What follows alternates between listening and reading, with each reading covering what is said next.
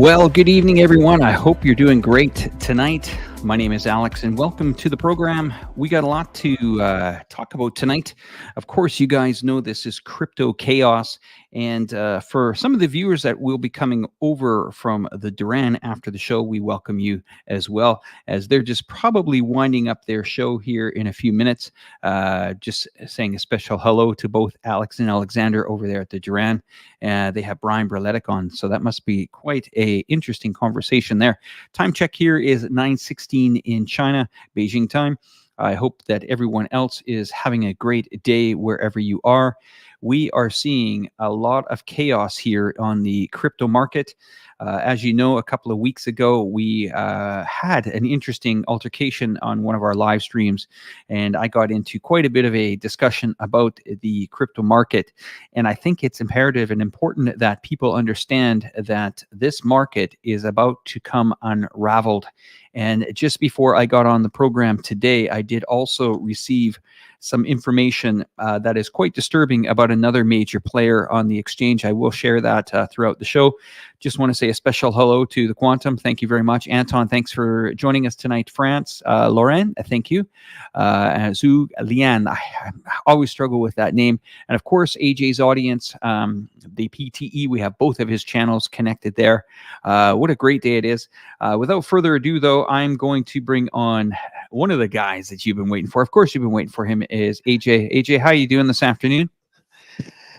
Hey, good morning, Alex. Good morning, everyone. Good to be here. Good to be here. Yeah, there is a Duran going on at this very moment in time, but yeah, they should be finishing off soon. My greeting goes to Brian and Alex and Alexander. Great show as always, probably as at the Duran. Great audience as well, and we have a great audience here, even better, I would say. Yeah, it's been a crazy few weeks, Alex, and I remember when you were, basically arguing with some guy a few weeks ago about crypto, and it's absolutely, I don't know if you had a crystal ball in front of you, but you were absolutely spot on, basically, with your predictions, and everything you said came true. And I believe the other guy was saying things like, "Oh, the FTX is never going to collapse," and things like that. Yeah. I was thinking of actually cutting that excerpt off and putting it onto into the video as well. I think so. I'm going to add to that, and thank you, AJ, for bringing that up. There's a serious tone to this live stream tonight. We did put the crypto collapse, but I want to notify you, the viewers, of something that maybe you guys aren't aware of and how this whole crypto thing has played out. And AJ will definitely back me up on this. Now, there's nothing wrong with producing, interesting, let's call it IT, or let's call it intellectual property, or let's call it innovation. Innovation. Let's hold that word in suspense for a moment. Innovation. The way the crypto market was brought into us, I will call it my generation, was simply fear of missing out. Okay, you don't want to miss out. You got to get in on it. And the ones that got in on it in an early stage, the Bitcoin I'm talking about, have done quite well. But that's not to say that comes with caveats. Now, it depends. You can buy the Bitcoin, but then let's say you started trading it on the exchange, and that's where most of this money that is being lost is on these exchanges. Okay. And let me just roll back and try to give you guys, the viewers, what has really happened here in the last, I'll call it 5 years. Okay. Because it's been a remarkable rise. The marketing and promotion of coins. Let me give you an idea. Okay. Bitcoin. We all understand Bitcoin. Okay, buy and sell Bitcoin. We get it. But then there's these alternative coins. Now, when you're talking about people exchanging coins, where do they do it? They do it on an exchange. All right. So if we're going to buy and sell a stock, we do it on a trading platform, maybe like Citibank or Charles Schwab or Robinhood, for an example, right? And you buy and you sell. And these securities or options or derivatives are either monitored by the Security and Exchange Commission. If there's criminal activity, it can either be by civil penalties or by, of course, the Department of Justice fines and jail terms. Okay, so most of these companies, or I would say all of them, are regulated on the Security and Exchange Commission if they're trading on the NASDAQ, the Dow Jones, even international. There's a PCAOB accounting firm that needs to follow the rules and regulations. That means quarterly reports, annual reports, board meetings. Pretty much there's a responsibility. And for public companies to become, we'll call it approved, or to get their companies that are trading, they have to hit these deadlines by the date. If they're late, they can either get their shares suspended. Okay, so we understand rules and regulations on stocks. We're clear with that. But let's move on to these alternative coins. You've heard of all types of coins, Zoom coin, Moon coin, Dogecoin, you name it, it's out there. One coin. One coin. The issue, and step in anytime, AJ, if I'm rambling, but the issue here is that out of nowhere, exchanges were created. Now, what is an exchange? An exchange is basically a website that is using, it could even be off-the-shelf turnkey technology that was, invented by another company that also has it. They could have white labeled it. So you open up a website, you open up an account, you get on there, you either buy your Bitcoin or you buy your alternative coins, and let's say the price goes up, you want to sell them. Well, they act as an intermediary. The problem here is these exchanges were non-regulated. So we're talking about a non-regulated exchange. Now, the Americans said, forget it. If you're going to sell this to Americans, you got to be regulated. And I think the only game in town that's doing that is who's it, CoinDesk? Or not CoinDesk, Armstrong. Who's the guy, AJ, that's running pretty much the only publicly listed trading platform out there? Oh yeah, it's on the tip of my. I think his name is Brian Armstrong. I believe that. There's so many names going on in my head tonight, guys. Yeah, Brian Armstrong. Coinbase, CEO of Coinbase. Yeah, Coinbase. So they are regulated. They follow the PCAOB, which is the accounting platform that they have to abide by. They follow the rules and regulations. And they have to follow it to a T, or they get suspended, or they get fined, or if there's any corruption, they get jailed. Okay, so Coinbase is basically a trading platform. Buy and sell your coins. Okay, all these other we'll call them all these other bandits out there decided to come up with these big companies, or even small companies at the start, and they would start with small exchanges. They could be anything. So the Americans said, get them off. You can't put them on there. Not on our shores. If you're going to do it, do it outside of America. Well, voila. So you now enters the Caribbean islands, the Seychelles, all these countries that would gladly love to see money flow through bank accounts and employ people in the IT business. So that's why you see all these bandits. They're either getting arrested in the Bahamas or the Turks and Caicos or in most of these offshore destinations. And that's not to say that, there's these offshore destinations are filled with bandits, but, it's difficult. So let me just read some of the comments here, and then I'm going to continue on. Go ahead, AJ. I'll just highlight some of the comments, and maybe you can continue on. I'm going to add to that. I just don't want to preach to everybody for the first 10 minutes. Fire away, AJ. Yeah, I completely agree with you, Alex. And it seems to be crumbling all around us. I remember a few years ago when Bitcoin was on its way up. But you got to understand the market situation back then is very different to the market situation it is now. Bitcoin is so much different from when it first got released. When it first got released, it was supposed to be a decentralized platform. No government can get involved.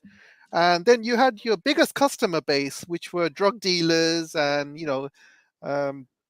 terrorists and all of these criminals using Bitcoin. And this is what made Bitcoin successful, because you had this huge underground market of all these criminals and exchanging money and stuff like that. They basically they exchange money, so the feds can't track it, and it's really difficult to also get them arrested and use that in a court of law, because they can't see where that money gone and went to and things like that. So a lot of criminals were getting away with it. And then you have the Bitcoin mining problem as well. I mean, back then, Bitcoin mining was not very expensive, and everybody who knows anything about Bitcoin mining, when you mine one Bitcoin, the next one Bitcoin that you have to mine takes extra resources, and we're talking about extra energy, and you need a more powerful computer, you need a bigger, processing power, and you need energy for that. So in the beginning, it was fine, but as each Bitcoin takes more and more energy, it's come to the point when it was using huge amounts of energy, and most of the Bitcoin mining companies were doing their business in China, because in China you have a lot of energy there, and energy is also very cheap as well. So you had a lot of Bitcoin companies using mining in China, and also a lot of people were money laundering in China as well. They were getting their money out of China, in and out of China as well. And then overnight, China decided to stop that. And Yeah.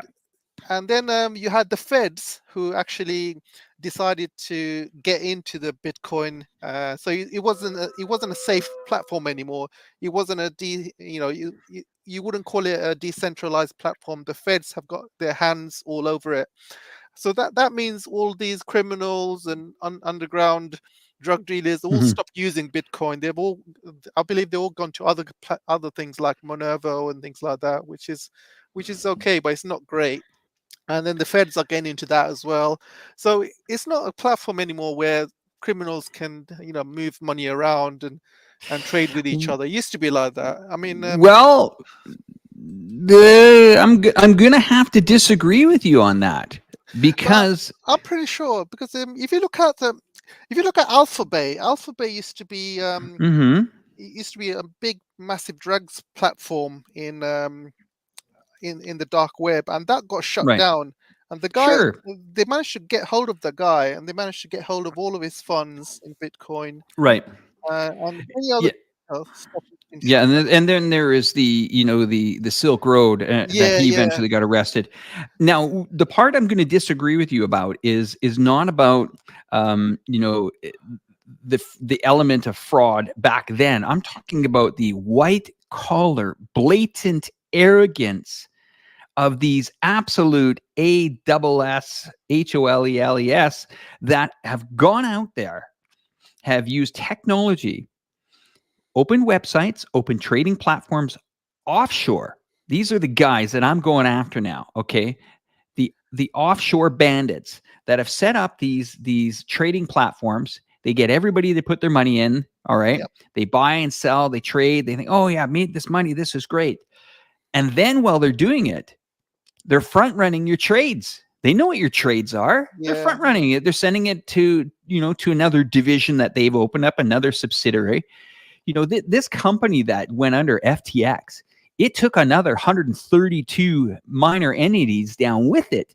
And all they were is little guys getting in there, clipping for half a cent trades or a cent trade, front running, ramping up, spiking down, ramping it. It was absolutely disgusting. Now they got caught. Here's the problem, guys. Here is the major problem. I'm just got some other news coming in.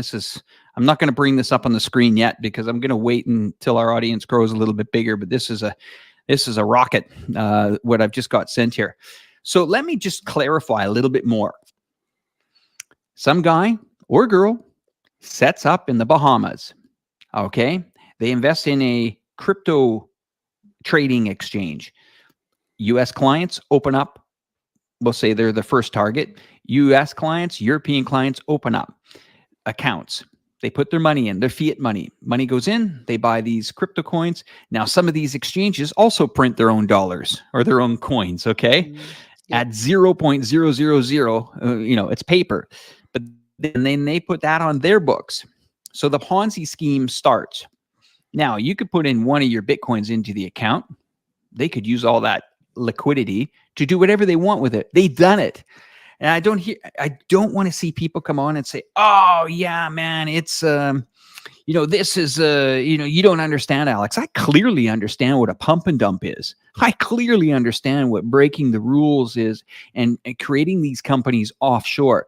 Okay, the Bahamas. How many integrated police departments that have in cybercrime are in the Bahamas? Okay, I mean, that can deal with something like a failure like FTX. FTX, for all those viewers that don't know, this company spent millions on the Democrats' election, and AJ, you can cover that in a second.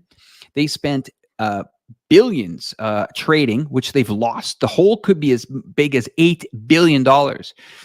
Did they separate the accounts from their trading festivities? No. The customers got dragged down with it. We're hearing that there's over 1 creditors.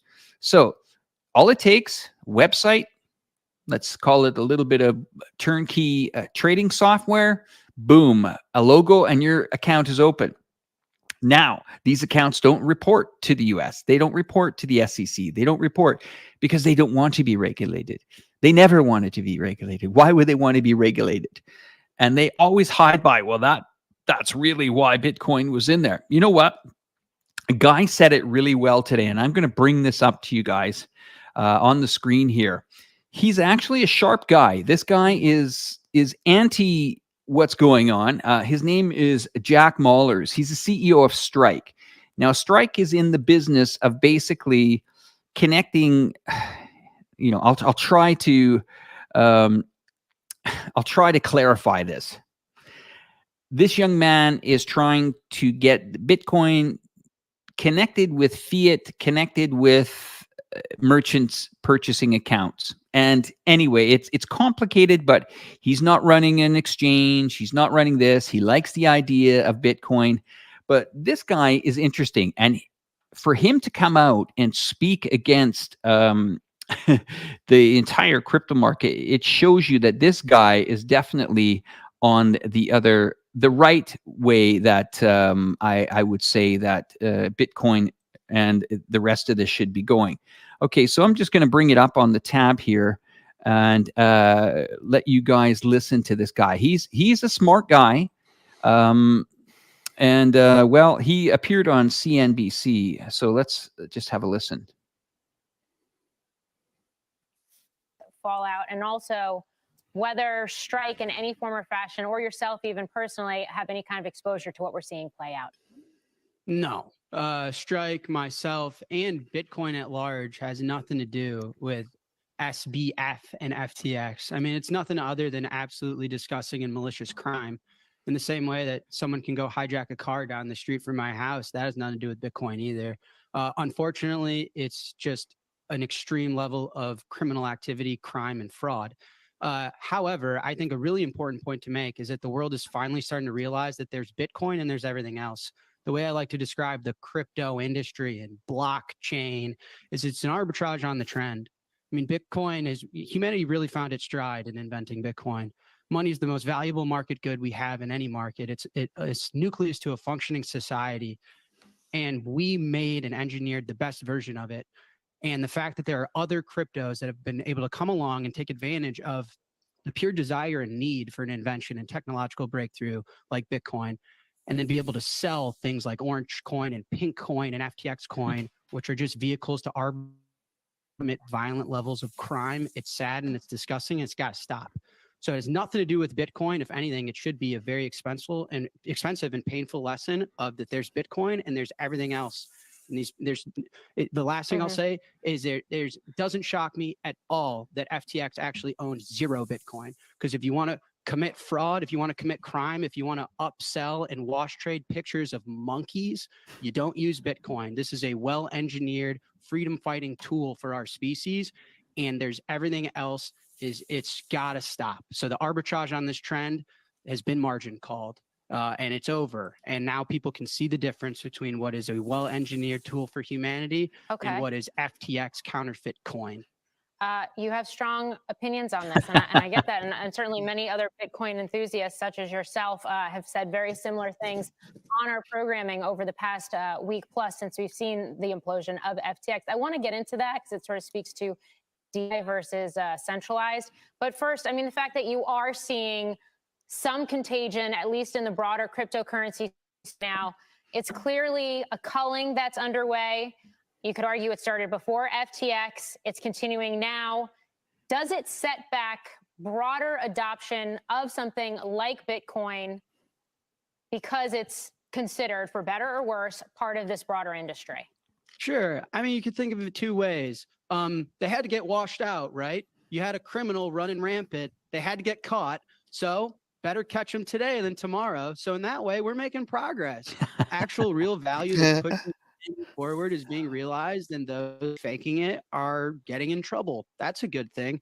But no, I've always said the biggest cost of the arbitrage on the trend, outside of the very obvious, and I don't want to dilute this, is just innocent people losing money, which is absolutely terrible and awful, and they should not have been allowed to be subjected to that. But that aside is the cost of just human capital. Is that like I'm you're saying unequivocally free? I'm not sitting next to my lawyer. I don't know what claims I'm allowed to make. But you tell me, Tyler. That's not for me to say. I'm the Okay, questioner yeah, here. I think the guy created funny money out of thin air, potentially washed it, borrowed against it with customer funds, and lost it all. All right. That's not legal. Okay, cool. Well, not cool, but you know what I'm saying. I just thank you for your answer. Sure. Freedom fighting tool for our species. That's highfalutin rhetoric. Why do you say that? Bitcoin gives everyone in the world property rights secured by mathematics. I mean, Bitcoin is the first monetary asset that we've been able to engineer with no natural issuer. Bitcoin has no liability relationship with anyone else. It is a guaranteed, fixed, protected monetary policy and instrument. I mean, in order to function any sort of scalable trade, which is underpins society. I grow bananas, you sell apples, Tyler. We got to find a way to exchange. Money is the nucleus of functioning human society. And we've been able to break through in computer science and engineer the best version of that is accessible to everyone and equitable for everyone. No one has an advantage. There's no issuer. Even Satoshi Nakamoto had to use energy to his or her first Bitcoins. Huge deal. Huge advancement. What does regulation, what does this do to, what does regulation now do to Bitcoin, given the fact that there is now a bigger risk of a broader brushstroke used by regulators, given everything that we're seeing play out in other areas of cryptocurrency? Yeah, I mean, my take is either the SEC or an agency like it has to stop existing and admit to the free market. It's your responsibility. But if they're going to say that we will help protect you, they need to do that. Well, there you guys go. So, I mean, it's very clear. There's another thing that I want to bring up on this program, and that you guys aren't probably aware of directly, but I think you are indirectly aware of. There are other content creators out there that call themselves, we'll call it financial gurus or influencers that are out there. They have handsomely been rewarded from these crypto companies. And I used to always see in some of my videos, people starting conversations about crypto. And if you think that is spam, that is not. That is a well-orchestrated promotion that has undertaken. And they do that on a lot of finance sites. They go and they strike up a conversation. Oh, my life changed since I got into this. Now, I'm not saying that certain technologies are bad or certain inventions are bad. The Bitcoin is a very, very interesting idea. And if used right and effectively right, it works. But the problem is now that entire industry is riddled with crime, riddled with fraud.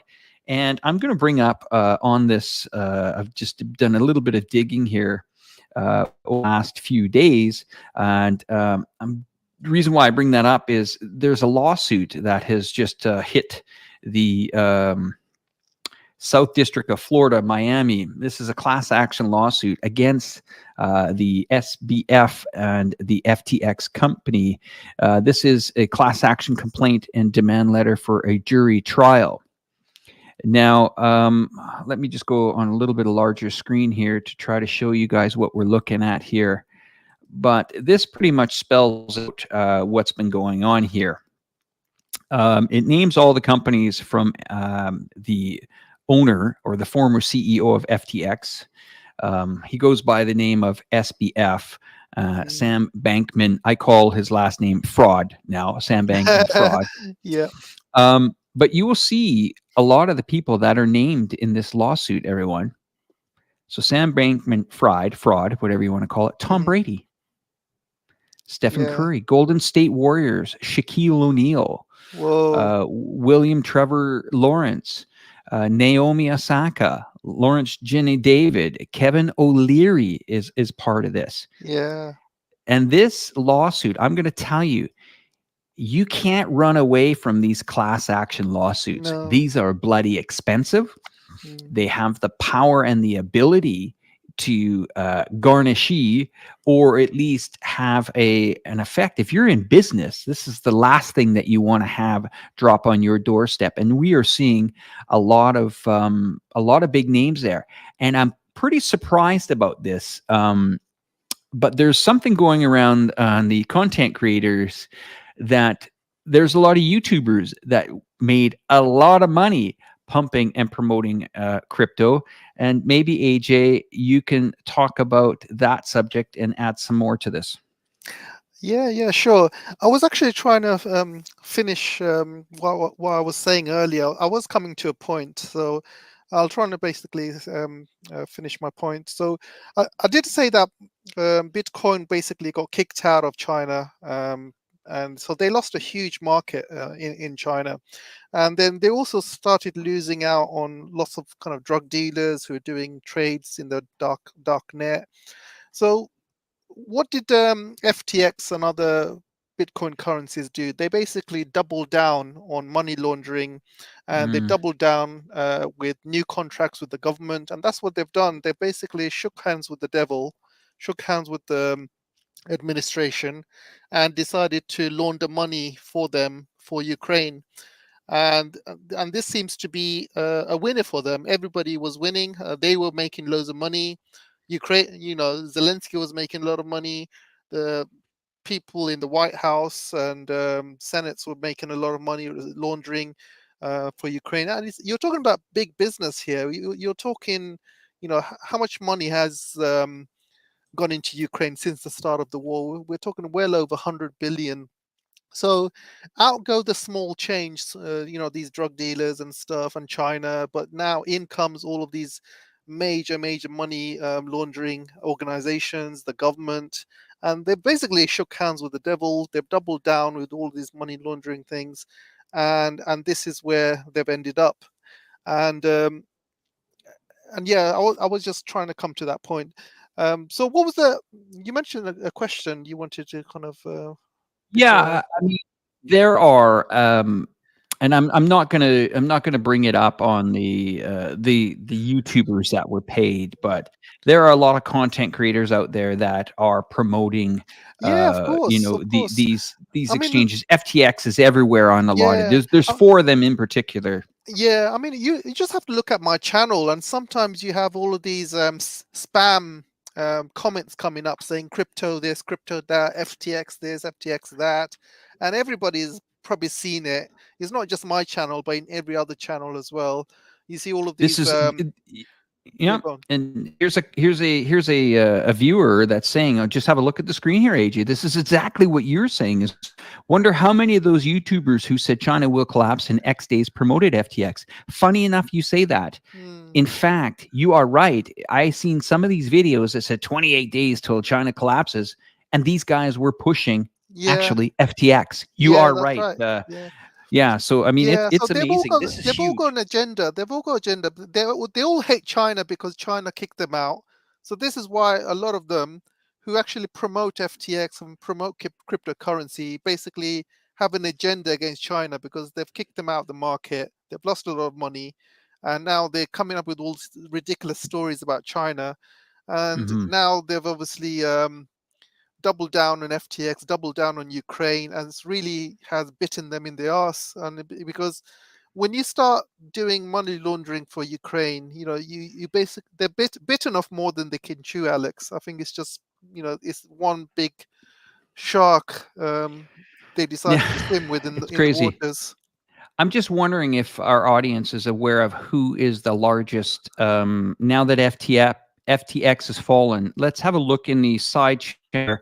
I know I'm not a big crypto guy here, but it's come on strong here in the last couple of weeks when you're seeing staggering numbers that are way bigger than the losses that Bernie Madoff caused on people. These are astronomical. And even the Winkle brothers, who were, I guess, a shareholder at one time of Facebook, or even potentially involved in the actual development of that, their business went to the wall as well. Gemini and Genesis, those went to filed for bankruptcy. But let's have a look here. I'm just going to see if in the side chat, because this is I'm setting this up for the next part. Does anybody know which is the largest trading platform out there besides, I guess, Brian Armstrong's company, Coinbase? Does anybody know? It's Benziga, isn't it? Benziga. So you're talking about CZ, right? You're Binance? You're talking Binance? Binance. Okay, here we go. Binance is the biggest now. Yeah, Binance. Yeah. Okay, guys. Well, got some breaking news for you guys here. This doesn't look good. Okay, this does not look good at all. This is very troubling news. Binance has suspended Solana USDT. If you're not familiar with USDT is, that's Tether. That is another gigantic one-to-one pegging of US dollars to their, we'll call it algorithmic coin. But Solana cryptocurrency fell nearly 5% during today's session at a pace of decline accelerating. Crypto exchange Binance and OKX announced temporary suspensions, USDC SOL and the USDT SOL deposits. This is huge news. So something is cooking here. This is not good. I don't know what that means. Where there's smoke, there's fire, and this is all over. We're seeing this fall over and fall over and fall over, and this is not good when you see Solana and USDT and the USDC deposits get suspended. This is bad news. I also got a WeChat message from a friend of mine here, and he's saying notice to the suspension of withdrawals on Solana network. Fellow Binanceans, withdrawals on the Solana SOL network have been suspended. Okay, and 9 minutes ago, breaking, Binance suspends Solana, USDT, and USDC. The move comes after recent suspension of USDC and USD on Solana deposits and withdrawals by crypto.com. Oh boy.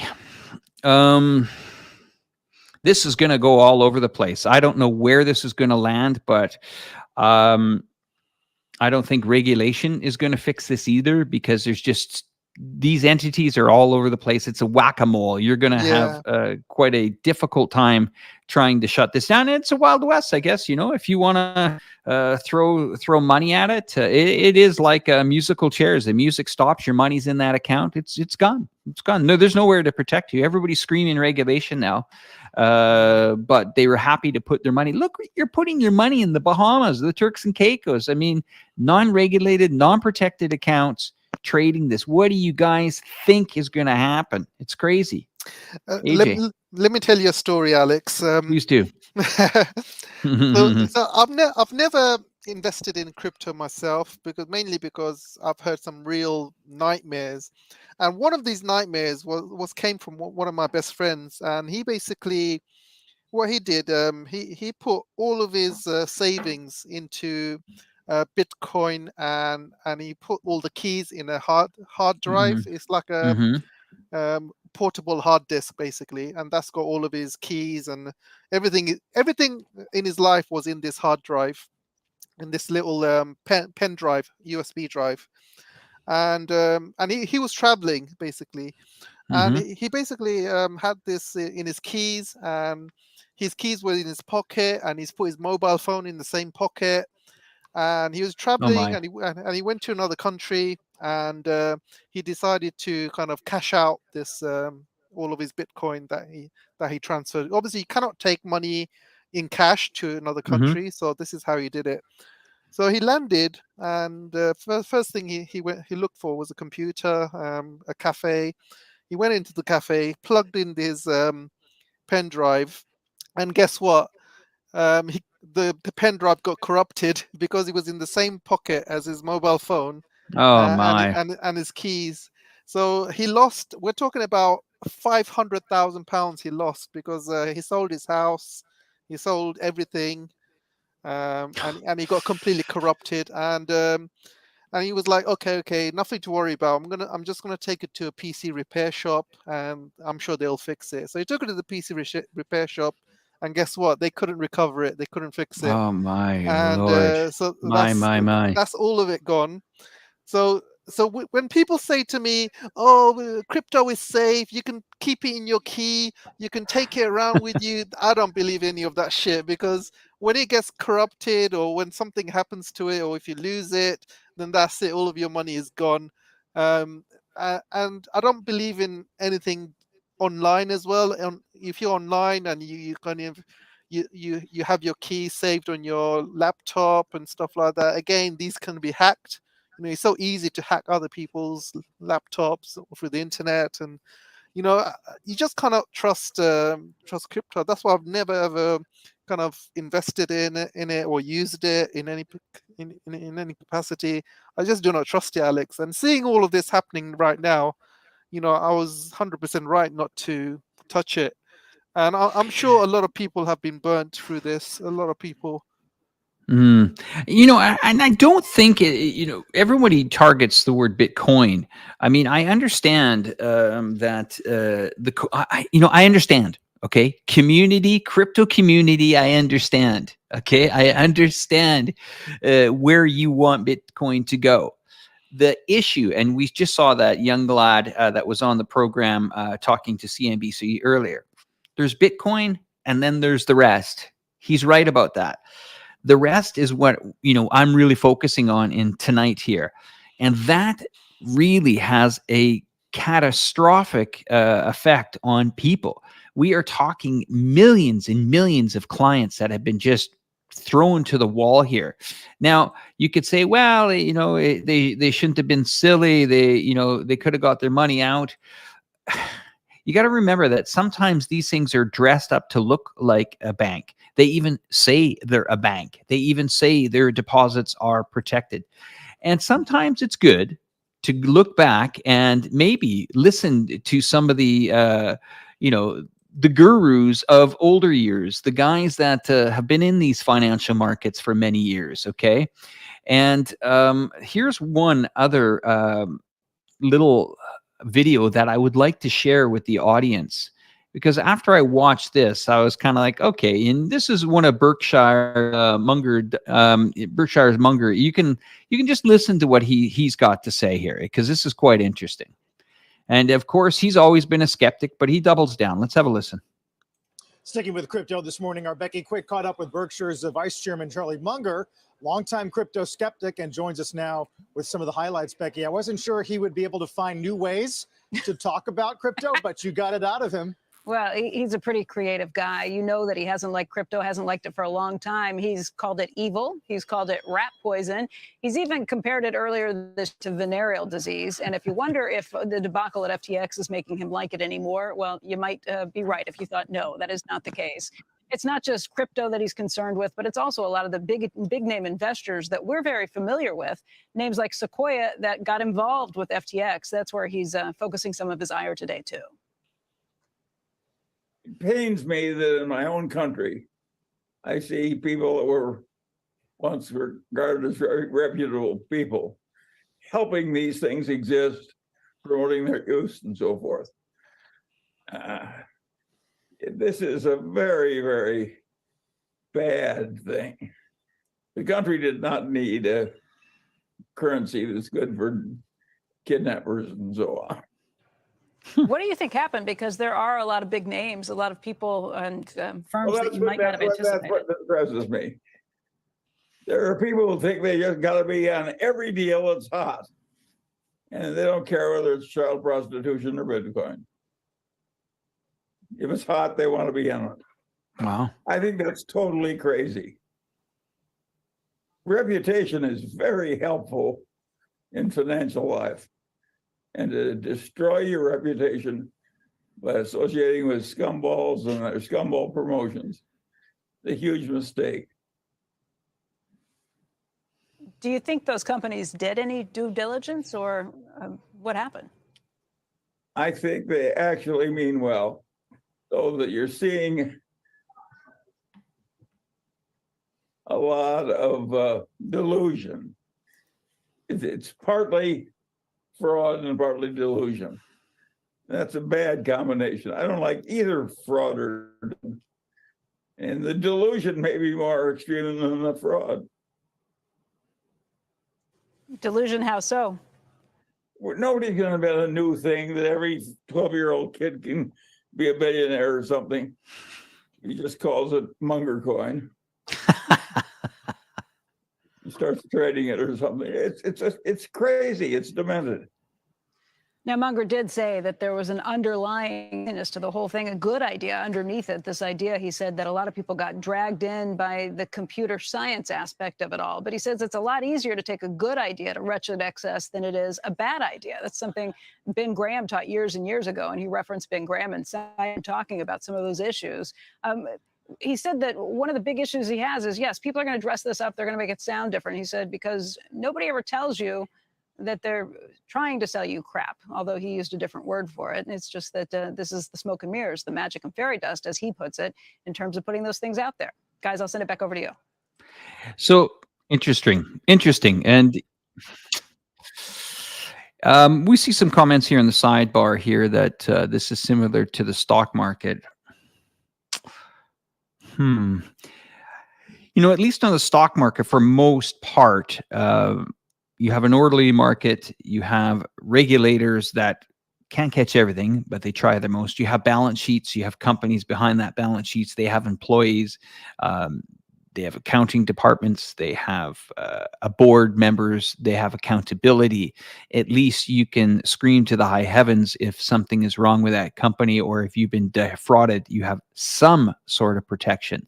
Here is when the bandits that are offshore and other entities, and some of them are purposely in countries that don't have extradition, then it's very hard. And overnight, you lose your money. There are some creditor protections in some U.S. banks. I know in Switzerland and many other European banks, there's a minimal deposit insurance that is, you know, at least, you know, welcoming. It's not really the big players that, you know, that are the ones I'm talking about. I'm talking about the, you know, the Ma's and the Pa's and the young guys that have, you know, maybe their life savings in here. You know, $5,000 to somebody at 18 years old is a lot of money. It was when I was at 18. And if they believed in it and were told to believe in it, you got to remember here, AJ, as well, we're talking about an entire generation that has been trained to buy and sell and trade these coins. And I'm eliminating Bitcoin from this, okay? I'm talking about these exchanges here. You have at least a decade of young people that have got into this market, and this is what they know. We can't blame them for that. It's like a new fad for us, you know. We I don't know, we caught in on a fad, but this here is it's a young generation that I believe were most of the people behind driving this, at least from what I'm seeing on the influencers that are pushing this. Some of them are in their early 20s or late 20s.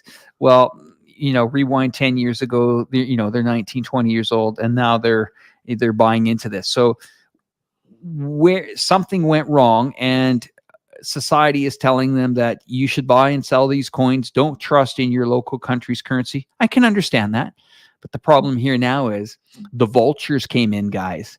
The vultures, they've come in and they've just wiped off billions of dollars of the people's money. So you can imagine all throughout the United States, the United Kingdom, and all throughout Europe, there's a lot of young brains that aren't really understanding how they've, you know, lost everything overnight without any protection. Us older dogs, we put our money in the bank, we play the market, we buy and sell securities, and we have an understanding that there is some protection and some risk. But some of this younger generation that's being wrapped up in this, guys, there's victims out there, and they're into the millions, and it's gaining speed. Maybe you can add to that, AJ. Yeah, exactly. I mean, a lot of people don't realize that, they have been sending a lot of money to Ukraine via this as well. A lot of money has been people have been giving charity and stuff. Everything's ended up on the FTX. And funnily enough, Alex, the day FTX collapsed, day later, you see people from Ukraine, the Prime Minister of Ukraine, saying that Ukraine is in dire straits. We need money now. We need billions. And then Zelensky is saying, "Oh, I'm open for peace talks. I'm open for." They know the game is up, and that's why they're either asking for money or they're asking for peace talks. And it's no coincidence that this happened a day later. But Alex, if you give me 5-10 minutes, I've just got a quick call I need to take no problem. from work. Take it, AJ. If you carry on, Take it easy. I'll come back. Absolutely. Yeah? Absolutely. Okay. Well, AJ Cheers. will join us back here in a bit. So everyone, I want to now discuss something else with you guys. We say that, a lot of the victims are, let's say, younger adults that are experiencing losses. When they log into their accounts, they're told that they can't withdraw their money. They suspend transactions. This is devastating. But something else that I want to bring to everyone's attention is there was a lot of major companies involved in financing FTX. And FTX is, we'll call it the exchange of flavor right now, because they're the ones that are, in all the headlines. I'm just going to see if I can pick up and see who exactly was investing in this. So there were some big names in here, some huge names. Investors included BlackRock. So if you're invested in BlackRock, you're affected. Tiger Global, you're affected. Insight Partners, Paradigm, as well as, can you believe this? I believe it was the Canadian Pension Fund is involved in this as well. And some of these, Socorro Financing lost $150 million. Now they say, well, it didn't really massively affect our bottom line, but still, that's $150 million gone. It's gone. So amazing. And these are some big names. As well as, we will continue to see names fall as this goes on. How many people lost money with FTX? Over 1 million people and businesses could be owed money following the collapse of the crypto exchange FTX, according to the bankruptcy filings. There's also been reports that FTX suffered a hack, allegedly, taking millions of dollars of crypto from the firm. It's a worrying time for individuals who have lost money in that. We are seeing, big names with this as well. We saw some disturbing news coming out of Binance as well. So these alleged trading firms, I like how they call themselves trading firms and trading platforms. Sorry, guys, but most of this stuff is just, it's make-believe stuff. It's really, okay, I'm going to start a website and I'm going to start a trading firm and I'm going to call it, CBDYX, and, or something with that X at the end there, FX, it's kind of like for Forex, but FTX, and then they use the words, we're going to arbitrage and we're selling derivatives. And basically at the end of the day, it's made to look good, flashy and nice websites that are showing beautifully trading little candle bars, red and green candles, and gets you excited about trading. And the next thing you know, your money's gone. And it's there. There are people that will continue to invest in this, even if the warnings aren't there, but they will. Let's have a look at this comment here. So irregular investing in crypto for a pension fund. Yes, it's interesting. Let me find who it was that invested in that pension fund, FTX investment. Let me just try to pull up the name, guys. Yeah, okay, us. And here we go. I'm going to pull this up for you guys to just read this while we're on here. And this is pretty damn disturbing. I mean, this is crazy. I can't even believe I'm reading this. So if you say that you're not affected by crypto, you just might be, okay? And here's why. Let's have a look here on the tab here. Let me just bring this story up here. And this is my Canadian neighbors here. You guys can see, as FTX ties in Canada grew, was due diligence done by regulators and the Ontario Teachers Pension Plan? Seriously, guys. I mean, I am speechless, and I don't know how much money the Ontario Teachers Pension Plan put in there, but it was a lot. And yeah, where is the due diligence? Okay, the Ontario Teachers Pension Plan had its own opportunity to conduct due diligence into FTX. Teachers said last week that it invested, get ready for it, guys. Get ready. I can't believe this. A total of 95 million US dollars into FTX over 2 rounds. US 75 million in October 2021, followed by an additional $20 million in 2022. This week, the teacher spokesman, Dan Mage, would not say whether it performed due diligence before it invested in FTX. Shocking. People should go to jail. Get out the orange jumpsuits because, yeah, you guys should be going to jail. It's very, very simple. Will the regulators do things? They might find a couple of fall guys for this, but yeah, it's pretty crazy. Pretty crazy. Okay, so let's have a look at some of the comments here. Dark cloud, possibly interesting. Yes, we saw this on today's headline. Trudeau needs another scolding from Xi. Yeah, we saw that was interesting as well. Thank you guys for showing that. This is interesting. I kind of agree with you on this. White won't happen. White collar crime is never prosecuted. And this is another one saying that Kim Kardashian, all of those influencers should go to jail as well. I would say that they should give the money back and put it into a fund to at least help pay off these creditors or these, we'll call it client. But here's the issue in bankruptcy reporting: anybody can throw an invoice in there. And when you got 130 some companies like this guy did at FTX, he can just say, well, that company's owed 10 million, that's owed that. And it's up to the person that's winding down these companies to decide that. It's pretty crazy here. This is interesting, JD. You're on the cuff this one, that's for sure. I wonder how El Salvador is faring this week. Yes, and if you guys aren't aware that El Salvador has recognized Bitcoin, I don't think it's too much about Bitcoin itself, everyone. I think it's more focused on these trading firms and these alternative coins and these, derivative trading, cryptocurrency thing. It's crazy. Yes, and you guys are really on top of this story for sure. The Democrats got 40 million from FTX. Where's the outrage? Will they return it to investors? It's funny. I did see a comment on that yesterday where they did claim that they're going to put together a fund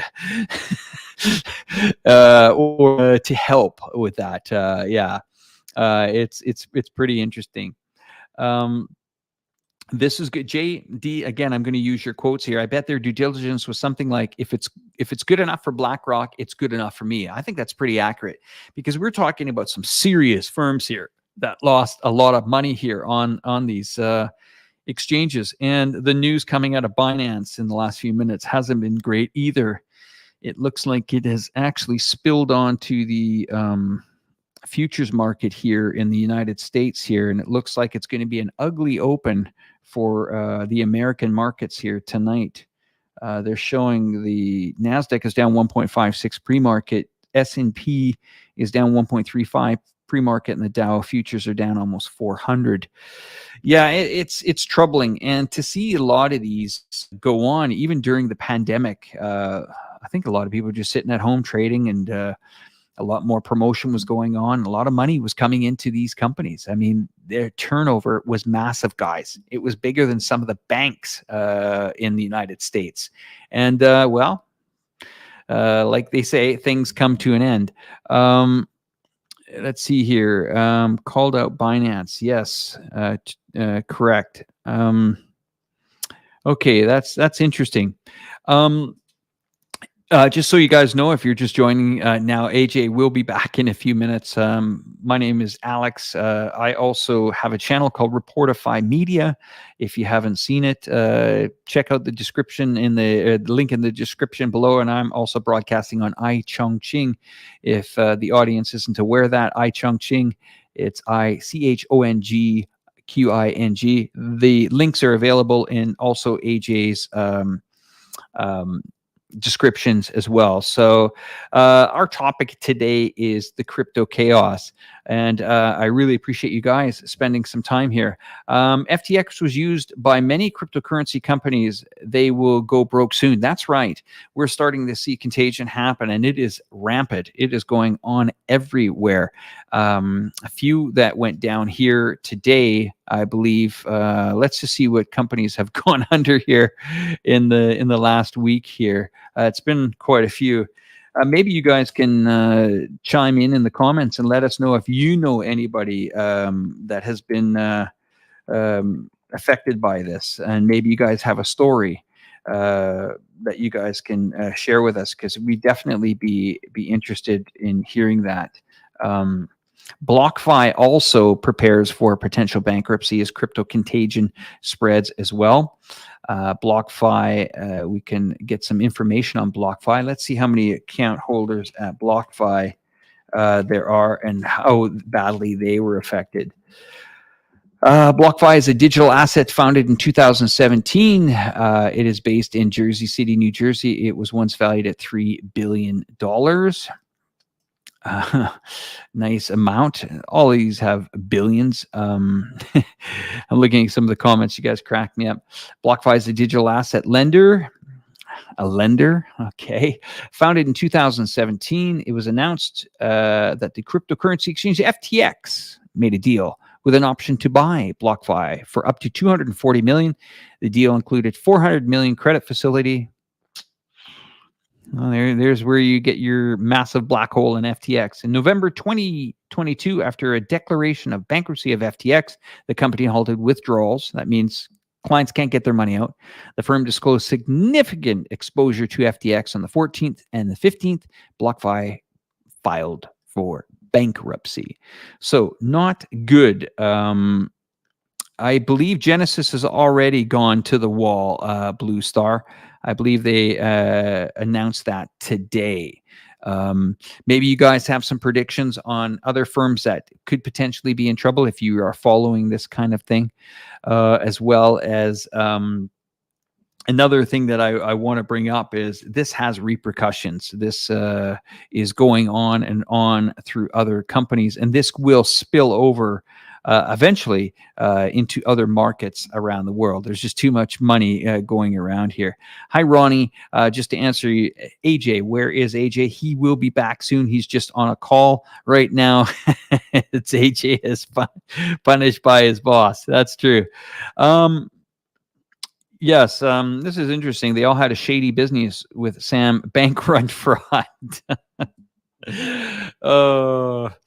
Yeah, and I believe maybe you guys can bring to the attention to some of the people watching today what other firms or funds that you think are in trouble.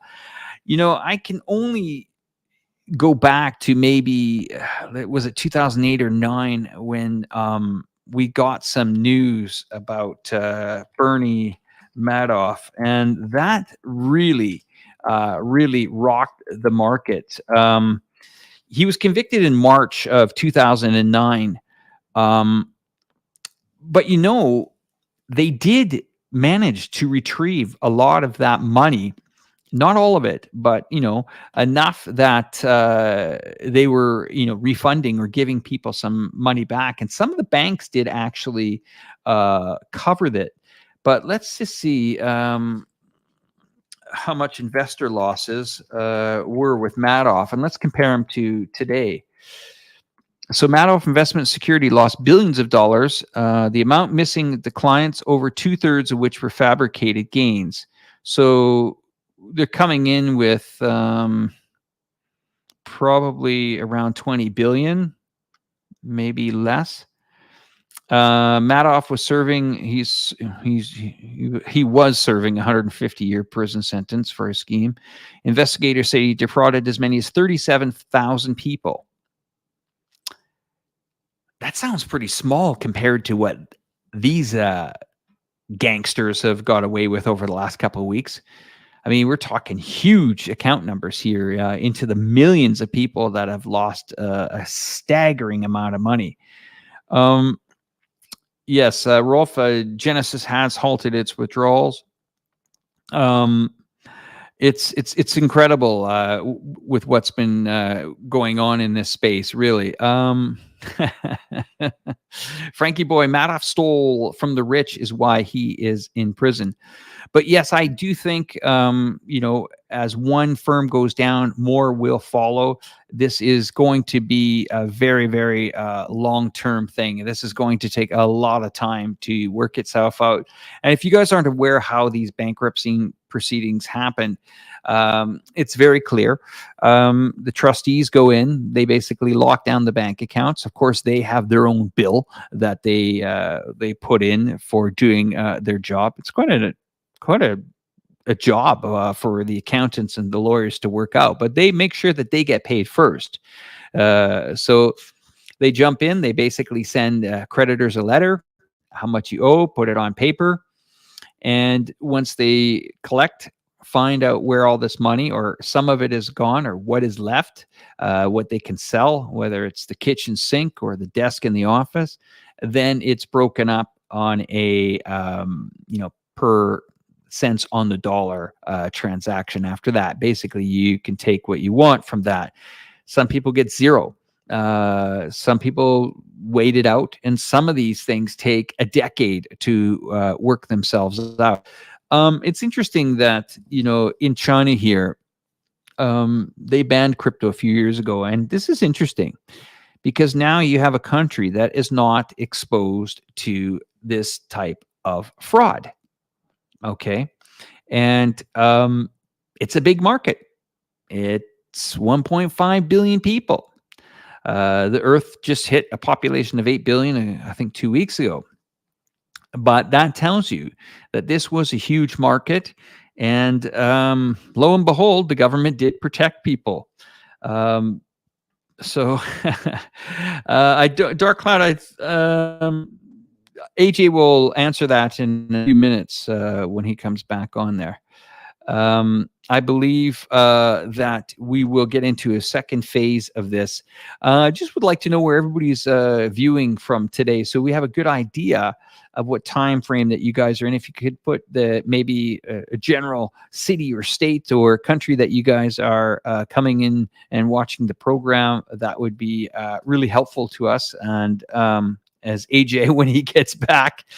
All right. So yes, I'm just watching, seeing where everybody's coming in from.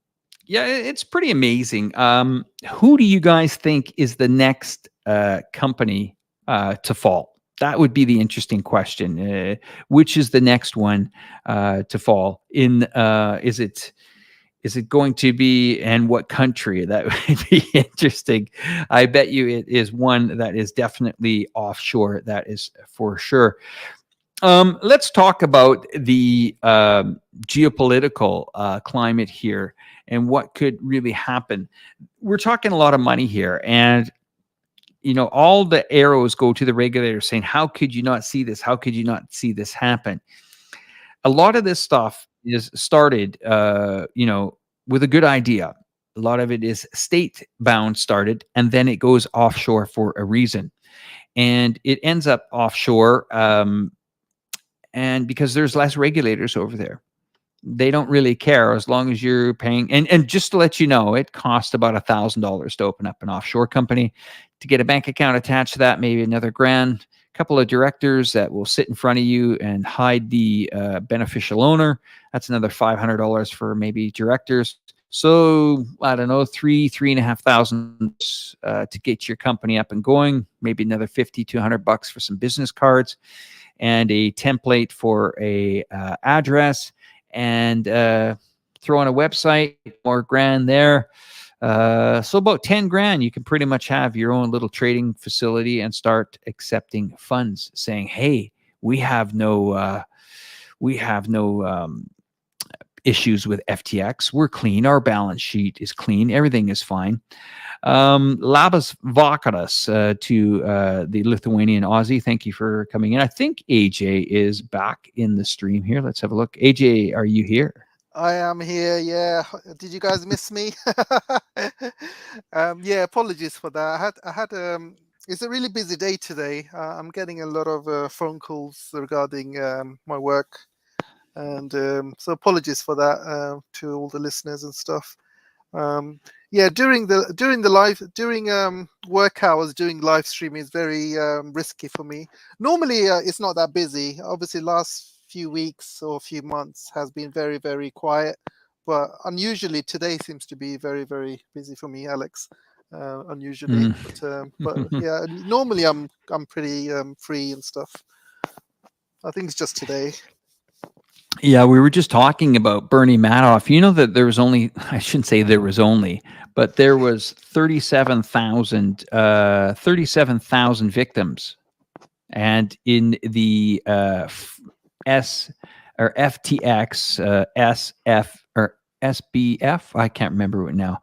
Anyway, our gentleman who was the CEO of FTX, they took down over 1 million accounts. So this is going to be the young minds that and the people that are affected by this. You kind of want to say, I told you so, but then in a way, you got to understand that some of the younger generation has really been programmed that this was the right way to go. Yep. And who's to protect these people? Who's going to protect them? Exactly. I'm just laughing at. I was talking about Ukraine and all of these people sending money via to kind of Zelensky, and a lot of people have lost money during that. But I'm also laughing at some of these celebrities, like Mark Hamill was raising funds. He was basically raising funds for drones for Ukraine, and that was going through the FTX as well. I was doing some research on that yesterday, and I found out that was going through FTX. So all of that money he raised is gone. A lot of other people have been raising money for Ukraine is gone, and yeah, I mean, come on, if you're stupid enough to send money to Ukraine thinking it's going to the people, then you deserve that happening to you. If you think that all of that money is going to go to Ukrainian people, no. First of all, it's going to go to Zelensky. Then it's going to go all the way back to the Congress and all the Senates. And, the people are the last people to get anything. Yeah, I mean, we can pivot to talk about the Ukraine situation if you want for a moment, since we're on the subject of Ukraine and what's been going on there. We're seeing, I don't think there's much Bitcoin mining going on in that country right now due to the electricity that's been blasted out there.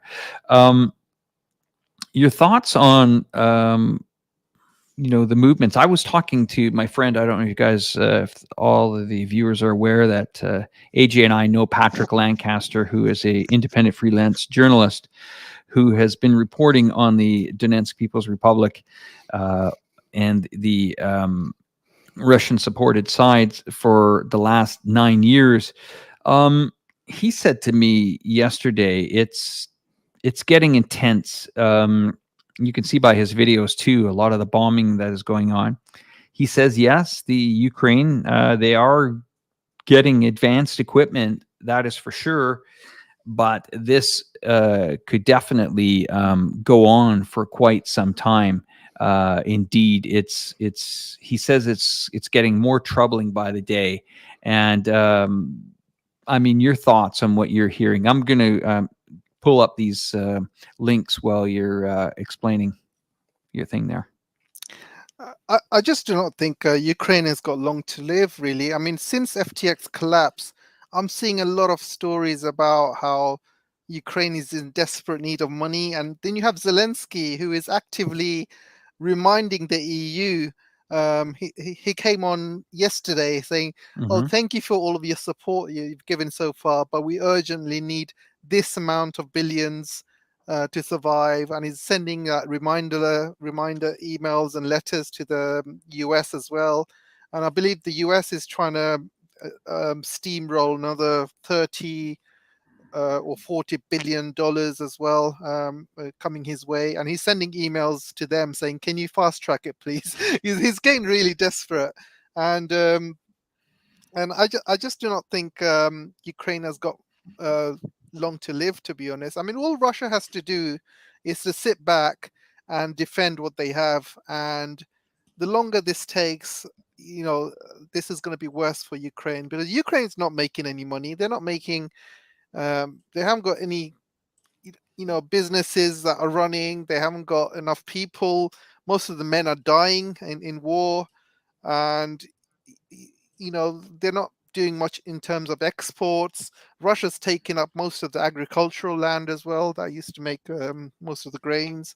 So there really isn't much money coming in for Ukraine. The only money they have is basically they're relying on the West to keep them afloat, and that is going down day by day.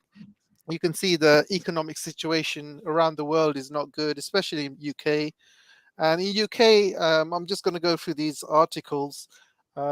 First of all, they've announced today that they're going to increase taxes for everyone. And not only that, do you remember, Alex, when I told you when Liz Truss said that she's going to give 180 billion or something for people's energy bills? Do you remember when Yeah. when Oh yeah. We and remember this.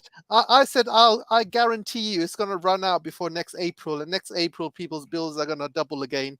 Did I say that? And now Yeah, absolutely. And now you have the articles proving it. Now, this is the first article I sent you.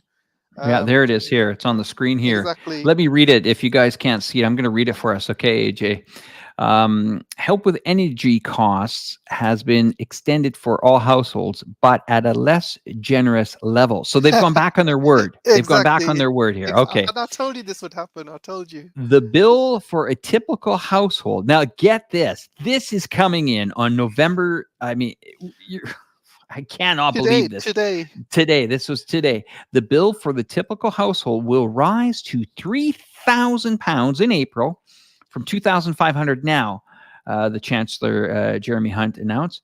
Without this help, the average bill would have gone up to 3,740. So, if you're in the UK, and is that a maximum? Is that a cap?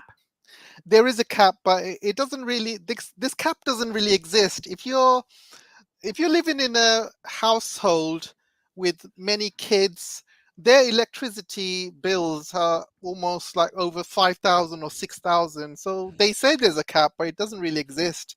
But I mean, if they say that, so they're not being very clear here. The bill for a typical household, they're not saying they it's say capped. typical. Yeah, it's not in capped. April. It's definitely not capped. People are getting because bills. if it was capped, 4,000, I would just let it ride. Yeah. If it was capped, I would just let it ride. But this it's definitely not capped, and they're going back on their word. Do you remember when Liz Truss says that we're going to put in 180 billion? People's energy bills are not going to rise. And I said back then, I said, you know what? They haven't counted in the gas prices and stuff. I bet you that budget's going to run out by next April, and they're going to start increasing again. And this is what's happened. So their budget's already gone. They're going back on their word. Now that's going to increase. Taxes are increasing. Sorry, go on. Let me add to this great story that you found, AJ. Let me add to this, okay? Because I'm going to read it more. Mr. Hunt also announced additional cost of living payments for most vulnerable. He said that meant an extra £900 for low-income households on means-tested benefits, which is $250 more than the equivalent. Pensioner households will get $300, which is nothing really, and the people on disability will get an extra $150. Okay. Support for the people who use heating oil or alternative fuels will double to $200. There will also be an extra $1 billion given to councils to help those who might otherwise fall through the cut. Right. If anybody knows how hard and difficult it is to deal with councils about that, this is disgraceful. You know, I'm going to say something here, and I'm going to continue to say this over and over and over again, everyone. China's borders are going to be open. I can feel it. I feel that we're starting to see some relaxing on some of the policies here. I feel March, April, save your money, get a visa, move to China. I'm serious about that. I currently, just to give you guys an example, I'm not in the most glamorous city in China to some people, but I think Chengdu is one of the greatest cities on the planet. But I think it's one of the greatest cities in China as well. But to give you an option here, 2-bedroom apartment, 80, 90 square meters will set you back about $250 to $270 for a brand new, fully furnished apartment. You could probably find apartments as cheap as $100 to $150, which is not squalor. It's very, very good buildings. And then we go to the food, which we haven't seen inflation hit. We haven't seen inflationary costs on electricity. We haven't seen inflationary costs on insurance. We haven't seen them on water. We haven't seen them on restaurant bills. We haven't seen them on hotel bills or travel or air travel. It has not happened. And I think I'm a good test for this. I've been here almost 18 months. And in fact, some of the prices are going down. If you have a good business idea, if you have the means to get out, by all means, if you want to be a teacher, or if you have an expertise that China needs, apply for the job, guys. Get over here and get into this country, because what I am seeing happen, not only to a lot of the viewers, a lot of the other countries, as I'm reading in the headlines, but also members of my own family that are working tirelessly to survive in their countries. We're talking people that are blue collar that can't even hold a mortgage down now. My mother, who lives in central Canada, where her electricity and her gas bill are almost bigger than her actual pension. So I can't say enough, guys. If you want to come to China, we're almost there. We're almost there. We're seeing some relaxing coming in here, where it's gone to 5 days quarantine and 3 days home. Hong Kong has eliminated most of that. So if you can, especially if you're from the UK and they have that relationship over there, if you can get over somewhere in Asia, especially as close to China as possible, the worries will be melting away. Because if you can get a job in this country, or somehow run a business, or even look to retire, do it. Because there's no sense, as I was telling my mother, there's no sense paying thousands and thousands and thousands of dollars just to stay warm and to eat. That's AJ, that's, as my brother-in-law says, that's just living. That's not even human rights. It's crazy. Basic human rights. Everybody should be able to have a roof over their heads, should be able to eat, keep warm. That's basic human rights. And, basically, it's going to come a time when no one's going to afford to keep warm. No one's going to afford to eat. No one's going to afford to keep a roof over their heads. It's crazy, Alex. And it's getting worse. It's getting much worse. I also want to talk about the shenanigans that happened in NATO as well. Yeah, I'll let you cover that. I got to be back in 2 minutes. I'll let you cover that now. Okay. Okay. And I made a video about this, guys, and I just thought First of all, I want to cover basically Justin Trudeau's and I don't know if many of you have seen the clip, and I wanted to get Alex to show it, but he's gone now. But this clip has basically gone viral, and I just thought it's like a little kid being shouted at by a head teacher, because he definitely got schooled by President Xi, and it was just really hilarious to watch him squirm like that. And at the end of the at the end of the beatdown, Justin Trudeau just didn't know where to look or where to walk, and he's just walking in opposite directions, didn't know where he was going. And I just thought it's really embarrassing for him. And he's just like a big kid, a naughty kid being told off. And absolutely deserved it. Absolutely deserved it. It's just a ridiculous puppet. I'll cover it more when Alex gets here. But let's see if there's any questions from you guys before while we're waiting for Alex to get back. What did you guys think of what do you guys think of NATO, the shenanigans that happened there, and Justin Trudeau? I'm just also going through some of the questions, if there's any questions. Don't forget, if you ask any questions, I'll answer it. Yeah, so the issue with Trudeau is he's obviously like a puppet, and there are issues between China and Canada, and it's all down to Trudeau. And when he kept hostage Meng from Huawei, and out of the instructions from the White House, and he's got no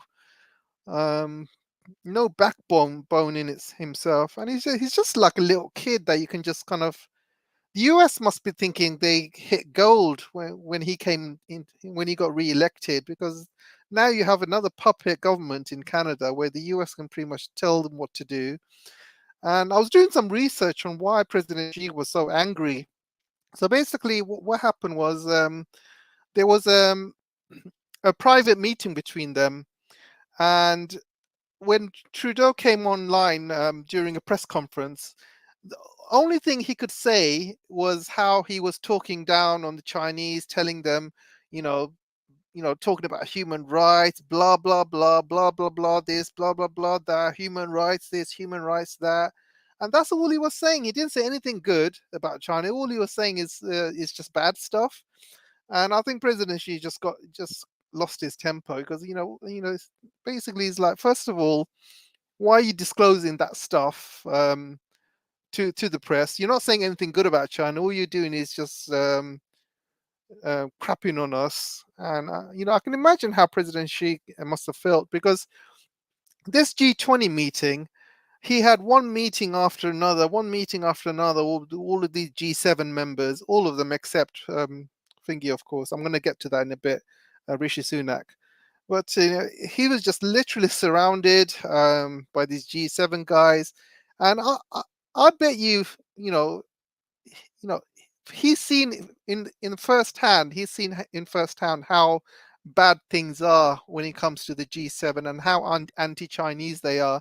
You have to remember, President Xi has not been traveling for years now.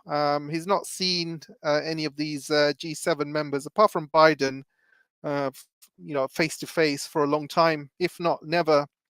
And so this is the first time he's meeting them face to face, and he can probably see the snakes that are involved, all the backstabbing, all of the hate, all of the anti-Chinese bashing that was going on. He must have seen it, hand to hand, face to face in this G20, and he can see the divisions. These G7 members went into the G20. They decided to have their own meetings. They decided to do their own thing. They decided to have their own private stuff, private meetings. They were there to ransack the meeting. They were there on two agendas. One, to get everyone against Russia, embarrass Russia even more, and number two, get everyone against China and embarrass China even more, and also try and get concessions out of China in the same time. Absolutely ridiculous, guys. It's probably the worst G20 I've ever seen in my whole entire life. I mean, in terms of how snaky. This how ridiculous these G7 guys were. Absolute, you know, they ransacked the whole meeting, and President Xi seeing this face to face, I believe, will kind of change a lot of things when he goes back into China. He will basically sit down. He'll have a chat with people that are close by, and I think things will change.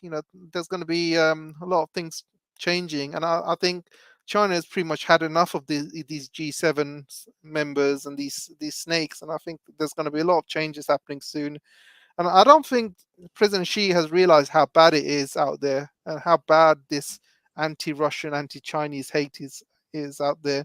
I don't think he realizes how much of puppets these Westerners are.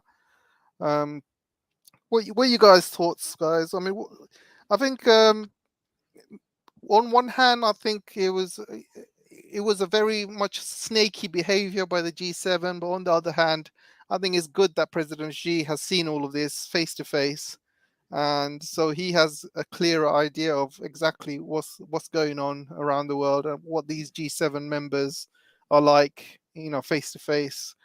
It's one thing reading up about them and hearing about them, but there's another thing experience it face to face and see what these snakes are like. Yeah, I think he was definitely outclassed by Xi. We're talking about Trudeau. I mean, wow, what a Yeah, disgrace! yeah, he got caught. exactly. He got caught. His hands were caught in the cookie jar. Exactly. Yeah, I mean, I saw the press conference by Trudeau, and all he was doing was China bashing. He didn't say anything good about China. He said, "Yeah, I had a chat with President Xi. I told him about human rights this, human rights that." Not one good thing he said about China. All he was just doing is China bashing. I mean, you don't do that in the G20. I mean, what the hell are you thinking about? I mean, And they turned the G20 into a political. It's supposed to be about, or G7 about finances and stuff. Yeah, And they turned it into a they turned it G7 into meeting. Yeah, they turned it into a G7 meeting. They were having their own private G7 meetings. They forgot about all of the other G20 members, and the insult to Bali, insult to I can't remember his name, the leader of Bali. I mean, leader of Indonesia, and Jacob. I can't remember his name, but the insult to him. He's the host, and they're having their own G7 meetings. They were in there trying to put their own agenda in the G7, and it was a split group. You have the G7 versus the rest of the G20. It was a split group, and the G7 will have their own agendas. They were obviously out there to bash Russia, bash China, but at the same time they wanted to get concessions out of China as well at the same time. And the first time that President Xi actually met all of these members face to face, and what an President Xi must be thinking, what a bunch of a-holes. It's not just Trudeau. I mean, yeah, the cameras caught the bit where President Xi had a go at Trudeau, but the camera's not going to follow Xi everywhere, and I'm sure he had a few other words with a few other world leaders privately. Yeah, I heard it's the translation, and I had some of my Chinese friends listen to that, and they just said it was very, very direct, and it was a scolding, and I mean it's an embarrassment for Canada. As you know, I'm Canadian, and I think we need to be a lot more professional on the world stage, especially when we have a trading partner like China. Let's rewind, maybe what that conversation had a little bit to do with. Got to remember that Canada stupidly detained and dragged Meng Wanzhou from a transfer area in the international airport in Vancouver years ago. She was transferring. Her destination was not Vancouver. She did not leave the plane and go through immigration. That wasn't her main goal. Her goal was to transfer to another plane to head down to Mexico. But the Royal Canadian Mounted Police, who coerced with the Federal Bureau of Investigation, the FBI, got her to step into Canada, where she was arrested. Her computer, her laptop, everything was taken away from her and basically detained. Now, That was an illegal search and seizure for sure. People may disagree with me on that, but sorry, guys, I've read the documents. I even read the Department of Justice disgraceful 24-page charges that they allegedly had on her. A lot of them were conspiracy to this and conspiracy to that. Remember, conspiracy is just maybe what you're potentially thinking of doing, but that's what they kind of held her on. Now, the reason why Xi is a little bit not appreciative of Mr. Trudeau, got to remember it was Canada that took the barking orders from the Americans to detain her. This is all about Huawei. This is all about Huawei. Yeah. And this was the teardown of Huawei. And I don't know if the audience here that's watching tonight is familiar that even President Trump didn't even know that this went down. And sitting beside President Trump when it went down, President Xi was at dinner with him. And after the dinner, he called Trump and said, "What the hell? Are you trying to humiliate and embarrass me? We're having dinner together and you arrest one of the most prominent figures in business on an extradition request? Like, are you insane?" And Trudeau tried on many occasions to weasel out of this, even though he had the power to get out of this. In the laws in Canada, he had the power to revoke this extradition request. Didn't do it. So the Chinese got very clever and smart, and they learned the laws of Canada. They went through all our law books, and they educated Prime Minister Trudeau about his laws. And he says, well, I will try to do that. And it was funny because even the Chinese said, well, technically, you're just the government, Justin. Your true head of state is the queen. So if we need anything, we'll talk to her. It's kind of a way of shaming that little guy. But that's how it started. And the rest is history. And I don't blame, Xi for the way he scolded Trudeau. Yeah, it's absolutely... it's like watching a school kid being told off by a head teacher, and he really had nothing. He really had nothing to say at that point. He looked so stupid in the world stage. When you're in the G20, you got to be diplomatic, even if you can't get along with someone from a different country, whether it's Putin or from Russia or somewhere else. Diplomacy is all about sitting down, having dinner with them, trying to work out your differences. It's not about, standing up on stage and, bashing China in every opportunity. That's not diplomacy. Diplomacy is working things out, working out trade deals. Even if you don't get along, you don't share values, you still work out trade deals, you still work out positives you can do together, things you can work with together. And you work out the positives, you work out deals, and that's what true diplomacy is all about. It's not about who can stand up the most and bash China the most, and it's become really ridiculous. And even Biden didn't even have the guts to talk about human rights in front of Xi, right? When Biden, if you look at the press details came out in the White House. At no point Biden mentioned that he talked about human rights or anything like that. He was basically Trudeau. So basically, Biden is getting his little puppets to do his dirty work, and even Rishi Sunak even started talking about human rights and stuff. And guess what happened to Rishi Sunak? He got snubbed. He got his meeting got cancelled. Meeting got cancelled by President Xi, and I was laughing my head off. And all of the British papers, people, you can see the British papers. I made a video about this yesterday. British papers are like, oh, Rishi Sunak was extending the hand of friendship, and President Xi slapped it, and it was really ridiculous. How do you expect President Xi to meet you if you're going to stand up on stage and start talking about Taiwan and start talking about how bad China is and what a big threat China is, and then you expect China to have meetings with you? I mean, absolutely ridiculous. And the funny thing is, Alex, Rishi Sunak is the only G7 member that President Xi did not have a meeting with. so the embarrassment to the president is unbelievable.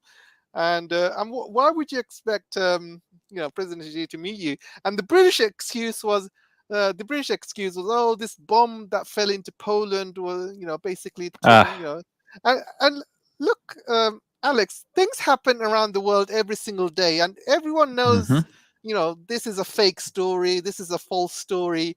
Don't use that as a bloody excuse. Do you think it's worth losing a meeting with the world leader, second largest economy in the world and soon to be the largest economy in the world? How often does Rishi Sunak meet President Xi face to face? How often? It's never. Even Boris Johnson never met President Xi face to face. So this is like a once in a lifetime opportunity, and he's blaming some little missile that fell into a farm. It fell into a farm. We don't even know if anyone got killed. This is what Poland says. I don't even think anyone got killed, to be honest. I haven't seen any bodies or anything like that. It fell in a farm in the middle of nowhere, and basically you have all of these G7 members running around like headless chickens. Oh, what do we do? What do we do?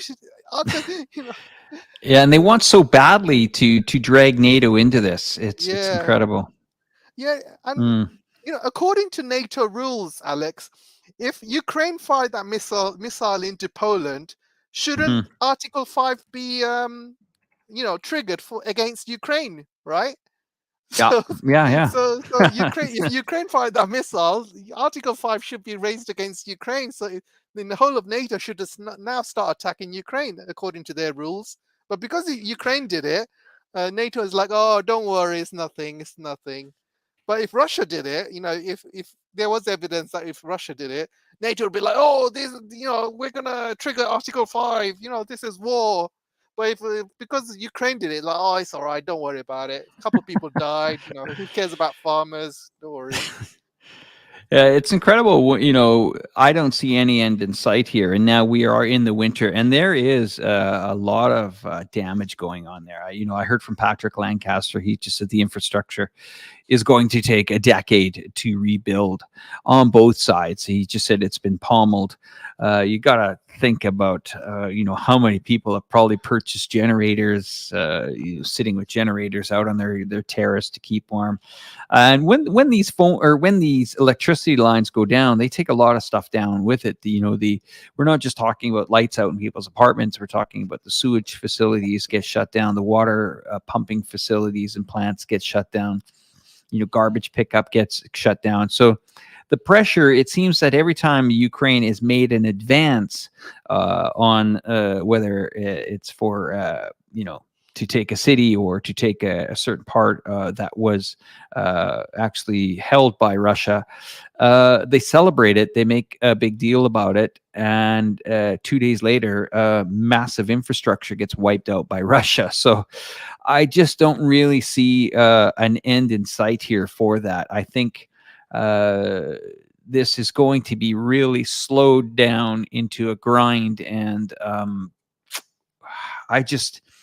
at the cost of Europe, at the cost of America. We're talking billions of dollars that have been pumped over into this war.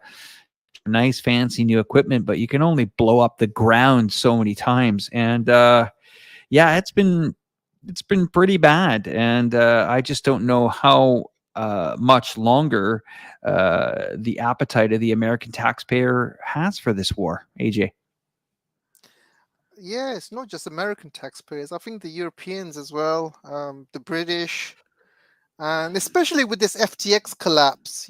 Now the stupid people who have been sending money to Ukraine have now realized their money has just disappeared. It's evaporated. It's evaporated. So all of that went to nothing. Secondly, they don't have enough money left to pay the bills and stuff. I mean, it's a real kick in the teeth. I think Biden is trying to push this bill for 30 to 40 billion for the last few days, and that will be approved because Republicans will never say anything against it because they get some of the money as well. So they all get it, whether you're a Democrat or a Republican. They know it's all been funneled through Ukraine. And today is FTX, Alex, but tomorrow they're going to find another Mhm. company, crypto company, to exchange this money and to, to kind of you launder all this money. I mean, today was FTX, tomorrow will be another one, and they'll find a Yeah, yeah. way. More They'll more find, will come. More are gonna yeah, come. You better believe it. exactly. And they're probably not gonna do one. They'll probably do loads. They're not gonna Mm. focus on one. They'll probably launder it now through 100 other exchanges rather than just focusing on one FTX, because you're basically spreading the risk, you're spreading the load, and that's what they're gonna do. And if Yeah, they Yeah, and if yeah, they approve this I'm 40 to 50 billion, they know they're going to get this money back anyway. So I think the Congress, the Senate, they're not really worried. They think, oh yeah, we lost some money, but we got another bill coming through, 30 to 40 billion. We'll make money out mm, of that. But the Ukrainians are definitely losing because they're not going to see any of that money. The people in Europe are losing. The people who are living in the States are losing, because all that seems to be happening is they're basically, the rich are getting richer. The people who run these countries are getting rich. The military industrial complexes are getting rich. The oil companies are getting richer. And the ordinary citizens and the middle class, the lower income earners, they are just getting poorer and poorer. And it's coming to a point now where you are going to lose everything. If you're a middle class or a poor class, you are going to lose everything. You will own nothing, and you will have to kind of live with that.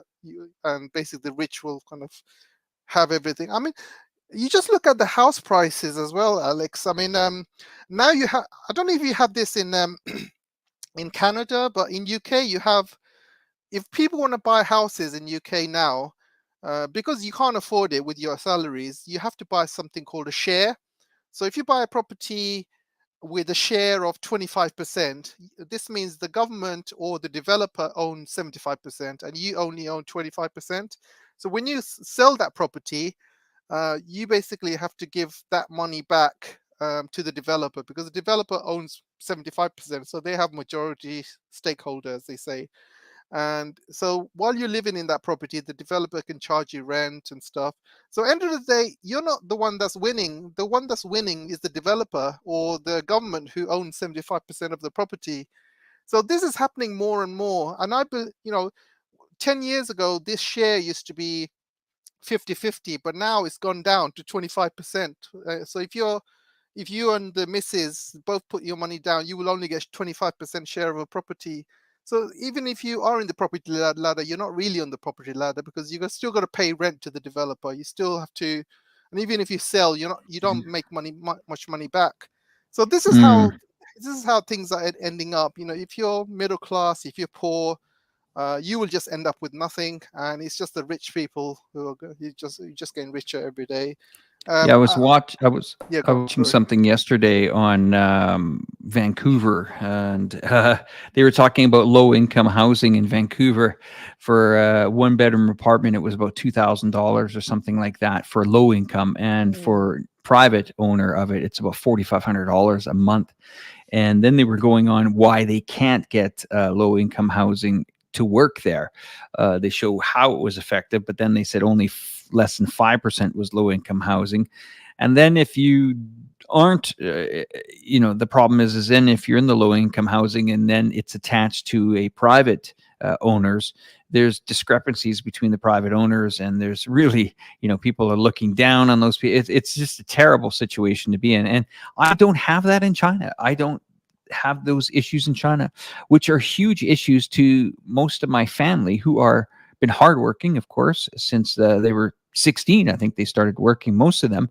My sisters, I have 3 of them, trying to get my mom here in Asia as soon as possible. But I don't have this issue here with being concerned about rent, because I can scale up or scale down. It's still affordable both ways. I mean, but if somebody new was thinking about coming to China, what advice I can give to them is definitely, of course, finish your education, but find a market that maybe you can help. If it's in business, if it's in I don't know, teaching. There's many occupations, of course. If it's you're a pilot, I know that a lot of the Chinese airlines, some of them had cutbacks, but some of them were definitely not as bad as what Emirates did to their pilots in Dubai. I know firsthand from a few friends that lived in Dubai. Basically, they said take a massive hit, and basically, if your kids are in school, well, maybe they won't be next semester, so that's it. And they end up, laying off a bunch of their staff. You can see those videos all over YouTube about disgruntled employees. But if it comes to planning the future in 2023, we know the world is going into a very serious downturn economically here. Even the Fed, in their language, can you imagine this? The Fed in the United States is saying, we want the economy to slow down, AJ. That was the exact words on some of the people that were on there. The economy's running a bit hot. We want it to slow down. So how do they slow it down? They hammer the people that are trying to get by. And as you say, AJ, the elites succeed, and the blue collar or even the people that are just trying to survive get smoked. And what happens is they hit them with mortgage payments. I mean, I've just a few friends have their reset. You imagine 2 years ago, 3 years ago, you could borrow money for next to nothing. Now, 7, 8, 9% to take out a mortgage. Throw another 5, 10 years on that mortgage payment. It's hitting hard. And that's why I continue to say, if it's possible for the viewers, if it's anyone out there, send me an email. If you want me to look around to do whatever I can, I say, if you can, if you have an in to China, whether it's a job or a job opportunity or a business opportunity, start writing some friends or whoever you can, get into China, because this, to me, is the place where I want to be, because I don't think 2023 is going to be rosy at all. We're going to start to see the real pain come out in, especially the electricity thing. They haven't. I don't think Germany's found a long-term solution for 2 of its major pipelines being taken off. Don't you think, AJ? How's 2023 going to look? What's your thoughts on that? I think 2023 is going to be much worse than what we have here. I mean, Europe can probably last this winter because they have been obviously saving a lot since the start of the year. However, most of these reserves are going to run out by next year, and they haven't got anything to replace it with. They haven't got any long-term, deals with anyone. They have LNG, which is between 4 and 10 times more expensive. And don't forget, these LNG costs are rising every single day. And don't forget, China is also in lockdown. When China is fully opened up and they fully open up their borders, that's when China's industry is going to be in full steam. And the oil prices and the gas prices are going to shoot up again. They're going to even double or triple. And this is when the pain in Europe is going to be felt, when these oil prices, gas prices start shooting up. And Biden is also his reserves in the United States is running out as well, so he can't use that to kind of lower the oil prices. Then you have the Saudis or OPEC Plus reducing oil output, and that's going to bring up prices even more. So there's going to be definitely more pain next year.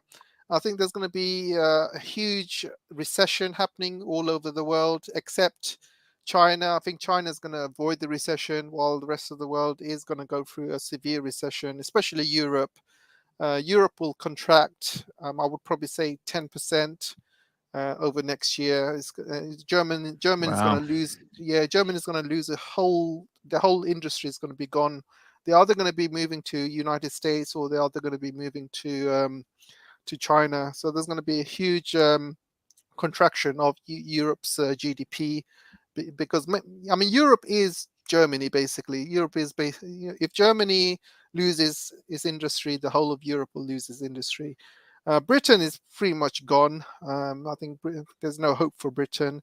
I think Britain will probably collapse faster than Germany because the economic figures have shown that actually UK is doing worse than the rest of Europe. And people who have been shouting for Brexit, this is the worst time to be having a Brexit during these economic times. You know, this is the time when you need trade links to be opened up with your neighbors, with the whole world. And what has Britain done? They've closed all of their trade links with Europe, their closest neighbors, and they've also alienated China, Russia, half the globe. They've alienated the Middle East, they've alienated Africa, they've alienated pretty much, you know, America is even America has said that they're not going to do any trade deals with United Kingdom. So United Kingdom is pretty much finished.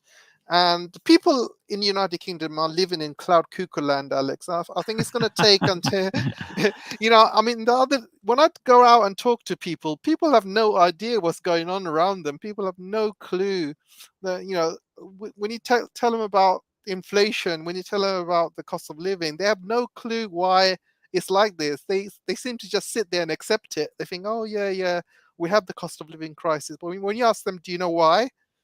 They have no clue why. They have no idea what's going on. So, you know, it's absolutely crazy. And businesses are shutting down. And you know what, Alex, my area is absolutely filthy. It looks like these bin men have not been cleaning the streets for months. And I'm going to go around today and take in like videos of my own area, and I'm going to post it in the video probably tomorrow or the day after. The whole area is just absolutely filthy. There's businesses being shut down left, right, and center everywhere. There's more and more homeless people. I'm walking around, I'm seeing more homeless people than I've ever seen in my whole life in my own area. Now, I live in quite a okay area. It's not that rich, or it's not that poor, but there was never any homeless people when I was growing up, or, you know, even like last year, even I don't remember seeing any homeless. But now you see them everywhere. You see, businesses being shut down, and it's just going to get worse, Alex. It's just, things are going really, really bad. And I have been trying to take money out of a bank because I have, you know, a few savings, and I've got stocks and shares and ISAs in British banking institutes. I've been trying to take my money out of these banks for 2 months now, and they are not giving it to me. They keep coming up with these excuses like, oh, due to money laundering, you have to do this, you have to do that. I have to prove my ID. And the only way they said I can prove my ID is if I go to solicitor, pay these solicitors £300. And what they do is they verify me, they sign some documents, and then I have to send that back to the bank. So I basically went and did that.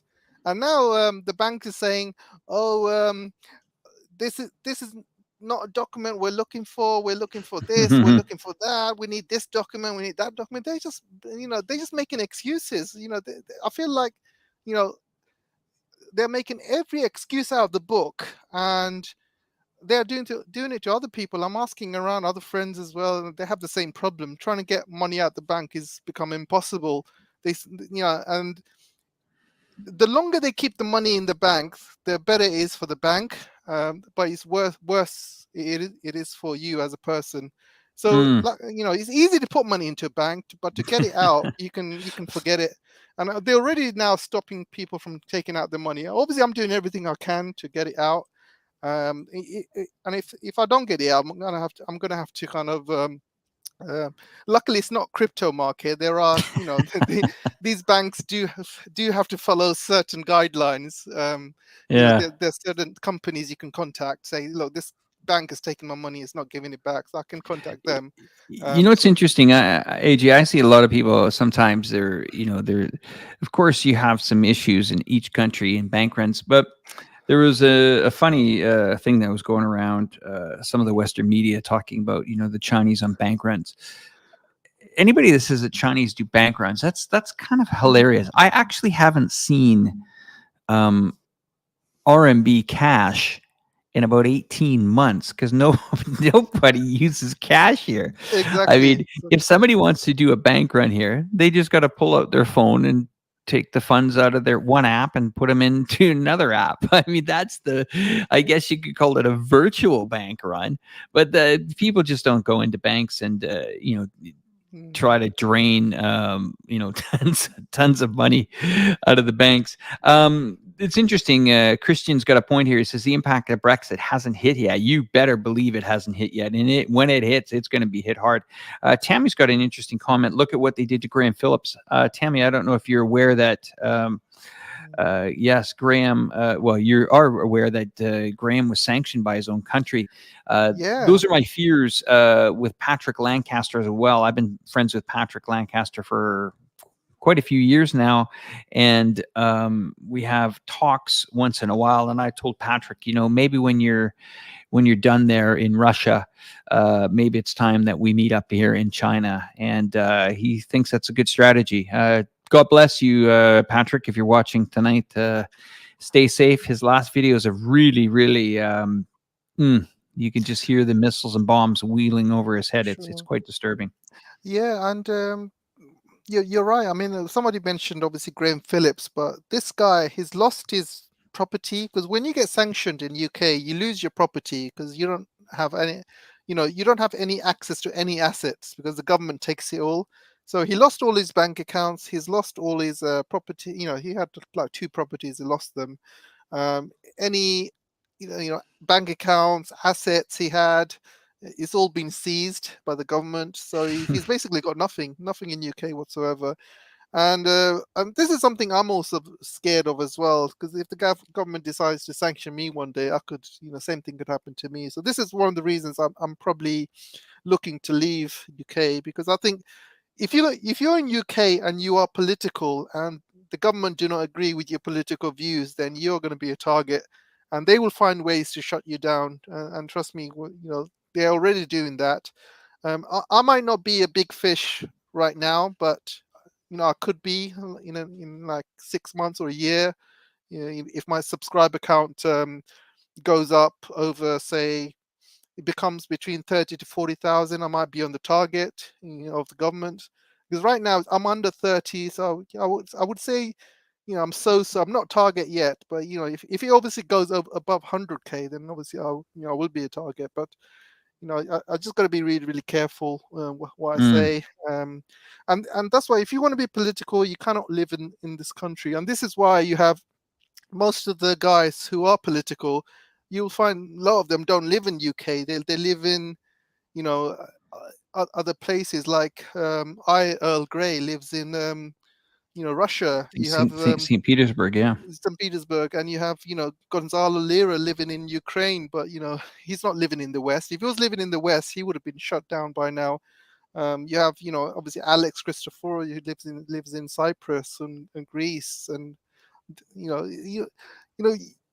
if you're living in UK and you are political, you are basically going to be a target. You are going to be a target. So you have to be really, really careful, basically. But I think once I'm abroad and stuff, then I can pretty much be safe. A lot of Chinese YouTubers like the Barretts, for example, they are in China. Recently Barrett starts becoming more political as well. But if he was living in UK, he would definitely be a target. But he's living in China. He can say what he wants. Well, he actually left here a few months back, but he's currently he's currently in Southeast Asia now. Oh, okay. Lee and Ollie's been traveling around the Philippines. Sure. He went home for a while, and now I believe he's going to be touring around. Latest, he's been in Thailand, and he'll be touring around this area, I think, for a while. And then I think the father is going to be coming back to China. The son will continue on. I think maybe even Ollie might be going down to South America to do some travels. But yeah. I mean, even if you're in China, you're still not safe from the BBC. I mean, how many newspaper articles were they featured? Like, I think they were featured in at least 3 articles around the world. Yeah, BBC, the Times. The Times. New York Times, Washington Times, about these YouTubers who are in China. Yeah, well, that's all part of the Yeah, that's all part of the 300 million anti-China. I mean, we all had it. I had Reuters. Reuters was all over me for doing a video about Ocean Flower Island in Henan. It was a development by Evergrande. They phoned me up and said, "Nice video. Were you paid to do it?" Really? Wow. And I said, "Yeah, I've got the. Let me read the email. One sec. Let me just pull up that email." And I basically responded to the lady saying, no, but if you are interested in me making videos, basically kind of belittling her, because I knew she was on for a hit job. Let me just see. I'm just going to pull this email up. Yeah, she was she was very aggressive, and because they were trying to write up a report on, I believe it was Evergrande, and that's what they were trying to do. So, have you noticed yeah. the whole world has shut up about Evergrande now? Yeah, of 6 course. months, 6 months ago, a year ago, they were saying, "Oh, Evergrande's going to bring down the Chinese economy. Evergrande's going to collapse. This is the end of China. Evergrande's going to pull them down." And suddenly, 1 year later, everyone's quiet. Everyone's not even mentioning anything. And you Yeah, know what? If you look at the figures, right, Evergrande is actually starting to make a profit again in China. Most of the work has restarted again, and also the Chinese government is also helping Evergrande as well. I think they're also going to be helping out on a number of projects. And also the owner, he was forced to sell all of his assets as well. So China's doing everything they can, and it's not going to collapse when people that say it's going to, Evergrande's going to bring down the Chinese economy, they have no idea what they're talking about. They literally, any story to bash China, they will just jump on it without knowing how China works and knowing any details. And now the whole world is completely shut up about Evergrande. And this is like a whole year ago. Evergrande was one story. Well, I got this email sent to me on the 4th of January last year, and these are people that are out to do hit pieces on guys like me. Here's how it started. "Hey, Alex, I came across the video you did on Ocean Flower Island when doing research about it. Well done. It is fascinating. I am a reporter covering China's financial markets, and I've been following Evergrande for a while. I'm curious, what was the trigger for that very nice video? Was it sponsored by Ocean Flower Island? Happy to chat with you when you're free." Interesting. I responded to her, and then she said, well, at first I didn't respond. She says, "Hi, Alex. Not sure if my first email was received by you. Happy New Year. And please do let me know if you might be free for a chat." I did respond to her, and it was pretty interesting. Just want to see if I can. And then she even sent me something about the story that she was publishing. Oh, yeah, I responded to her. I remember this. And here's what I said. "Dear blank, thank you very much for contacting us regarding our video project on Ocean Flower Island. We worked very hard on that video and so glad you appreciated it. Please note, in the description below, we clearly stated that the funding of our video was our very own. Quote from the video description for your inquiry. Statement: all of our videos are funded by ourselves. We make videos based on footage we can fly or license. No monetary payments were made to make this video. We enjoy China's infrastructure, and that is the sole purpose of why we make these styles of videos. Here are some other videos of other islands that were made of the islands by other content creators. Thank you again." Her response: "Thank you for getting back to me. It was indeed great work by you. We published a story about the Ocean Flower Island last week. Just so you know, unfortunately, we didn't manage to add you to our document." Yeah. So yes, we do get our fair share of media coming down on us, and we get it all the time. I mean, I would say for every 100 positive comments, we'll either get one really, really negative, just people that are just hating China. What can you do about it, right? Yeah, I was doing some my own research about Flower Island as well, and Hainan in particular, and people don't understand how fast and how far Hainan's GDP has been going up over the past 5 years or so, because what China did, they put Hainan as a free trade port. So it's one of the free trade areas, and there's a lot of businesses going up. They've recently built this amazing shopping center. It's one of the largest in China, in Hainan, selling all sorts of expensive items. People Yeah, it's go a to duty Hainan. free. It's Duty one of the free, largest yeah. in the world. Yeah. And people from all over the world now go into Hainan as a tropical island. They go there for duty-free shopping, and it's become the shopping center for all of China. People travel from all over China to go to Hainan to buy, duty-free items in that shopping center. And it just recently opened. And if you look at the house prices of, Hainan in particular, house prices have more than, this is one area which is still shooting up in price. It's catching up with the rest of China. Before 5 years ago, Hainan properties was still very, very low compared to the rest of China, because it's still an island. It wasn't really integrated with the rest of China. But now, since this free trade port has started happening, property prices are going through the roof. So this investment, this Ocean Flower Island that Evergrande did, is basically a gold mine. This is increasing in price every single day. They keep this, and they haven't lost it. They still own most of this, and Evergrande has been selling off a lot of their assets in other cities. But one assets they have not sold is everything they're doing in Hainan, because they know Hainan is still a gold mine for them. They are looking at a huge gold mine. Hainan. They're talking about Hainan being the next Dubai. There's a lot of that website I showed you, Alex, Citao. Yeah, very nice website. Yeah, there's one particular section about Hainan, and it tells you about all of the construction that's going on in Hainan.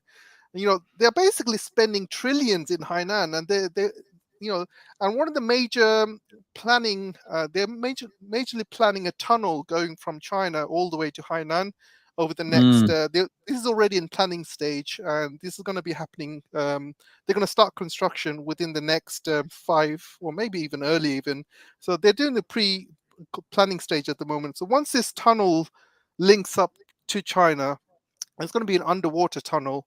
It's going to be the largest underwater tunnel ever made, and once that tunnel is made, then Hainan as a province will, be like the next Dubai. Everyone's going to be going to Hainan, because Hainan is beautiful, right? It's got amazing beaches. It's got amazing climate.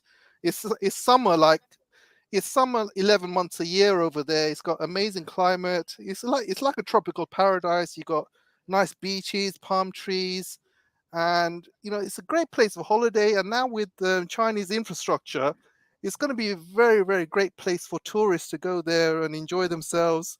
Obviously, there's still a long way to go with this infrastructure, but they're building this road that goes along the coast of Hainan, and it looks amazing. This is like one of the best infrastructure projects I've seen. It's literally a road that goes all the way around Hainan coast. So you can hire a car and just drive along the coast if you wanted to.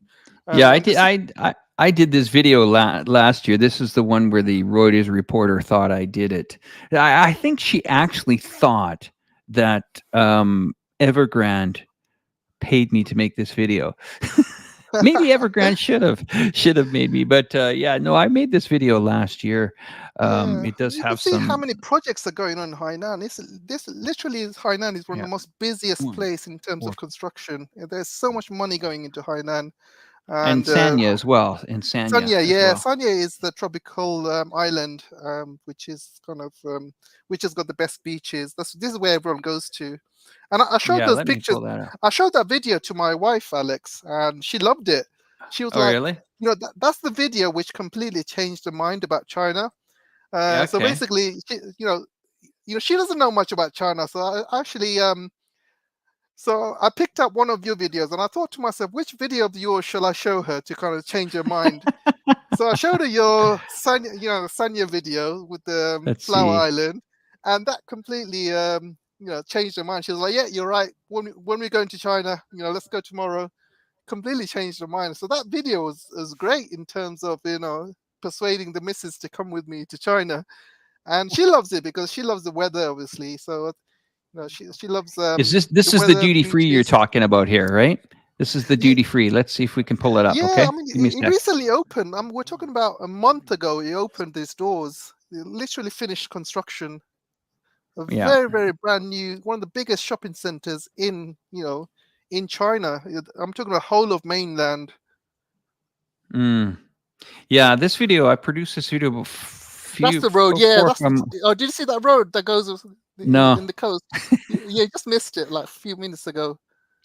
Yeah, a lot of people ask me where I get my photography from, and a lot of my drone stuff. Over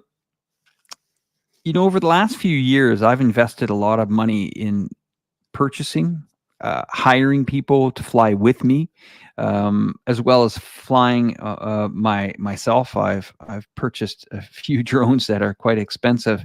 And then if there's cities that I can't get to, I then map them out first, and then I hire local experts to fly for me. Because, for example, this one here, I needed certain shots done.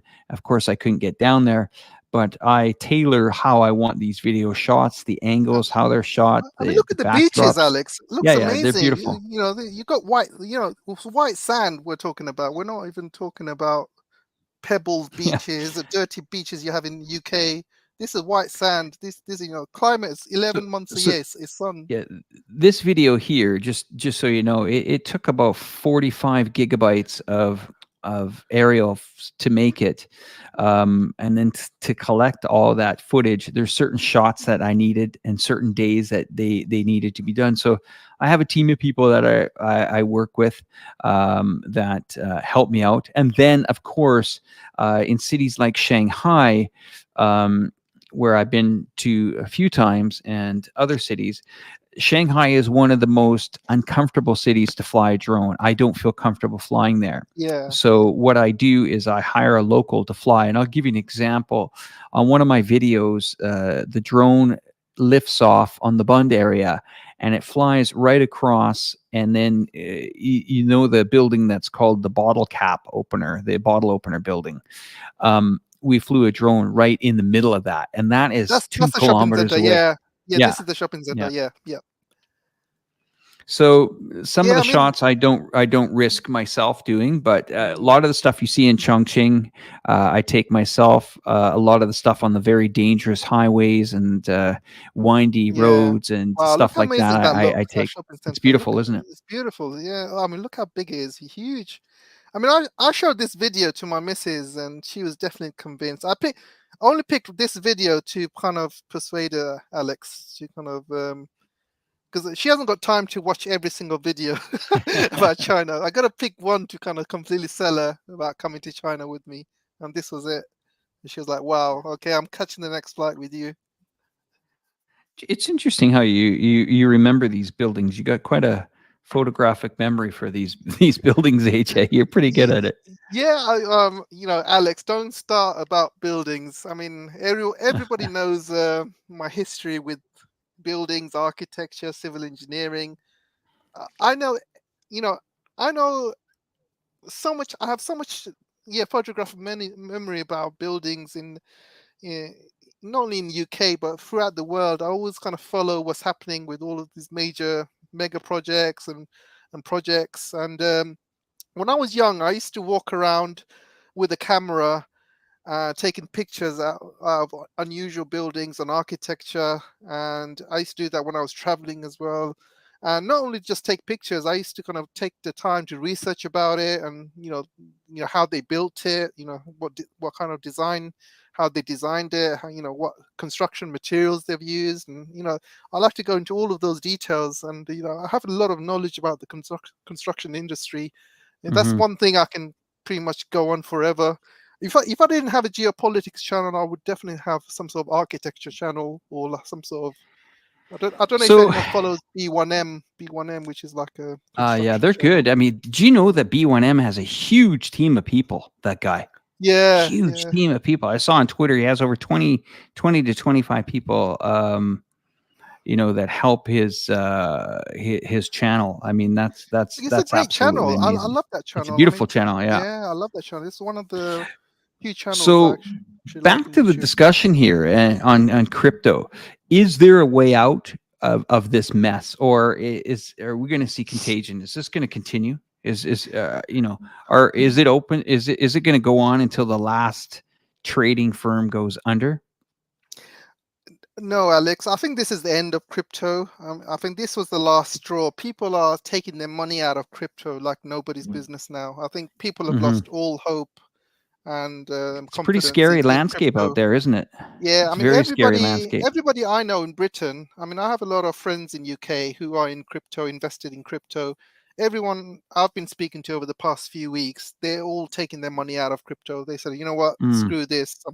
I'm getting my money out, of crypto, and it's happening all over the world. I think people have just lost confidence in crypto. I don't think crypto will come back, and the fact that to mine crypto, to mine Bitcoin is very, very expensive. You cannot mine it anymore because with the whole world going along with this green agenda thing, they look at things that take up extra energy, and it takes a lot of energy to mine crypto stuff.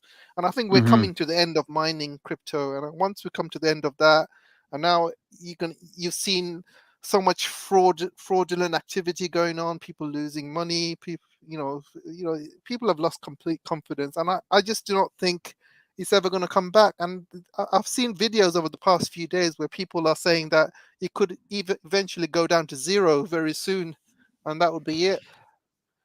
Yeah, I mean, I get it about the crypto. I get it about Bitcoin. I get it. And how people, I've had so many people say, "Oh, you don't understand." I understand what people are talking about. Wanting to have this coin and wanting to own it and keeping it on a personal ledger. I get all that, guys. I get it. I understand. The issue is that the scammers came in, and like that guy that was talking earlier on in the program, there's Bitcoin and then there's everything else. And that everything else has really, really knocked the confidence. Can you imagine talking about crypto right now and trying to get somebody new into it?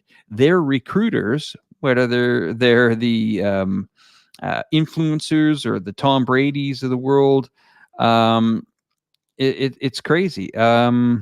It says I own 50 Bitcoins in early days and sell as it goes up. Yeah, that's good. The issue is it's not about that coin, Bitcoin in general. It's about the platforms that you're selling it on. If you go and you sell it and you get caught, just happen to get caught that day of selling it, then you've got big problems. You can't get your money out. So it's really the bad eggs are the exchanges. And I can't even believe they have the audacity to call themselves exchanges, because they're not. They're money laundering tools. Yeah. And like our friend Frank has said, if you want to invest in something, invest in physical things like gold and silver. I mean, you don't need to have gold and silver in your properties. There's companies out there who will store it for you and save it for you in these secure deposit boxes and in secure units that are not related to banks. These are you're talking about mini Fort Knoxes that can be secured. Or there's many ways you can kind of invest in gold and silver. You don't need physical gold and silver. You need to carry with you. I mean, there's many ways you can do it, and or you can just invest in stocks and shares in gold and silver. I mean, that will never collapse. That will always that will always stay.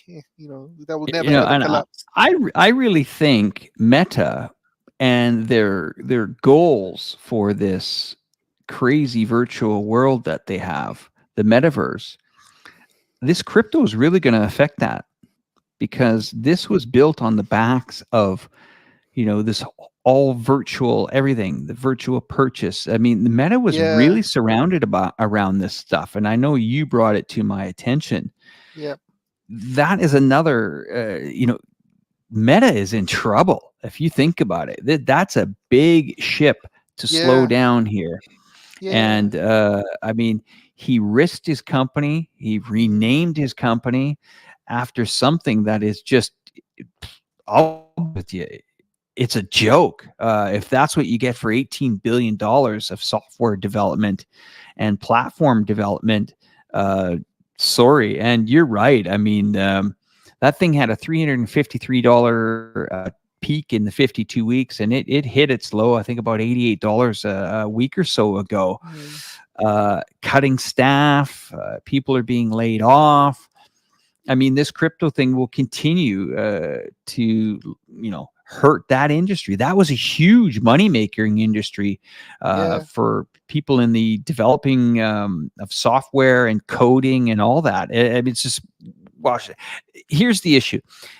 No crypto firm is going to be able to get venture capital funding for a very, very, very long time. Doesn't matter if you go in there and say we invented this. They're just gonna say, it's okay. We lost our shirt, and that's the problem. That's going to be the big problem here. It's the credibility for it, and you can't blame AJ. They can't blame regulators. You can't blame the regulators. This isn't the regulators' problem. You can't say, well, where's the SEC? Well, what can the SEC do? Where's the Department of Justice? Okay, well, guess what, guys? When you signed that KYC form, know your client form, to the alleged bank, hopefully they didn't call themselves the bank, the crypto place, you were signing a document. Many people don't read these documents. You know that, AJ, right? These 20, 30 page documents. They just click the little box. They put their address in. You've shipped your money offshore. You've shipped it to, who knows? It could be a call center somewhere in the world. I mean, that's the issue here. And the only one, Coinbase, I believe, is the only one regulated. And you could see they're getting smoked too on the exchange here. Go ahead, AJ. Yeah, no, I was just saying that, if you thought cryptocurrency was unsafe and unregulated, if you put any of that money into Facebook, into Meta, imagine how bad that would be. Because you've seen how many people Facebook ban every single day due to their political views, and same with other social media companies. If they ban you, that's it. That's everything's gone. All of your money that's invested in Meta, all the properties you bought in Meta, everything that you had, everything you spent can be easily controlled by Facebook and banned, and that's it. You could, if you're stupid enough to put a lot of your money and invest a lot of money into Facebook, and then suddenly you're in this virtual world and say something stupid like, "Oh, I support Russia." That's it. You could be banned. You could be, that's it. Facebook will take all of that away from you and sanction you. Sanction you. There's nothing you can do about it. And that's a scary thing. You're giving all of that power to these tech companies, all of your money, all of your time, your investments. It's all controlled in this virtual world by these tech companies. I mean, tech companies right now are controlling people as we speak, with their social media. And now they want to control not only what you say, but your assets, your money, your life. It's just not going to work. I don't think people are that stupid to fall for it, Alex. I think majority of people have kind of realized this Meta is all BS because, Yeah, we say that, but I mean, what I'm concerned about again is we keep saying that everybody, they can identify it, but 1.5 million people just got wiped out on an exchange. A million people the week before that. You're right. Yeah, I mean, when I say majority, I probably meant minority of people that are probably wise enough. The people that listen to our channels and stuff like that, free thinkers. but majority of people are sheep, Alex, and unfortunately, they're sheep. They're easily controlled. They believe anything that the government say. And yeah, you're right. I think majority of people are like that. They are like sheep. There's only a few free thinkers in this world, very small percentage. Yeah, it's pretty crazy. Well, AG, I'm going to let you say goodbye to the audience here. You take your time. We'll wind up the music a bit and take as long as you need. And everybody, we're not going to cancel the stream right away. We'll leave the chat and comment box open so you guys can talk amongst yourself. It's been a great pleasure for me to be here again with HA. My name is Alex.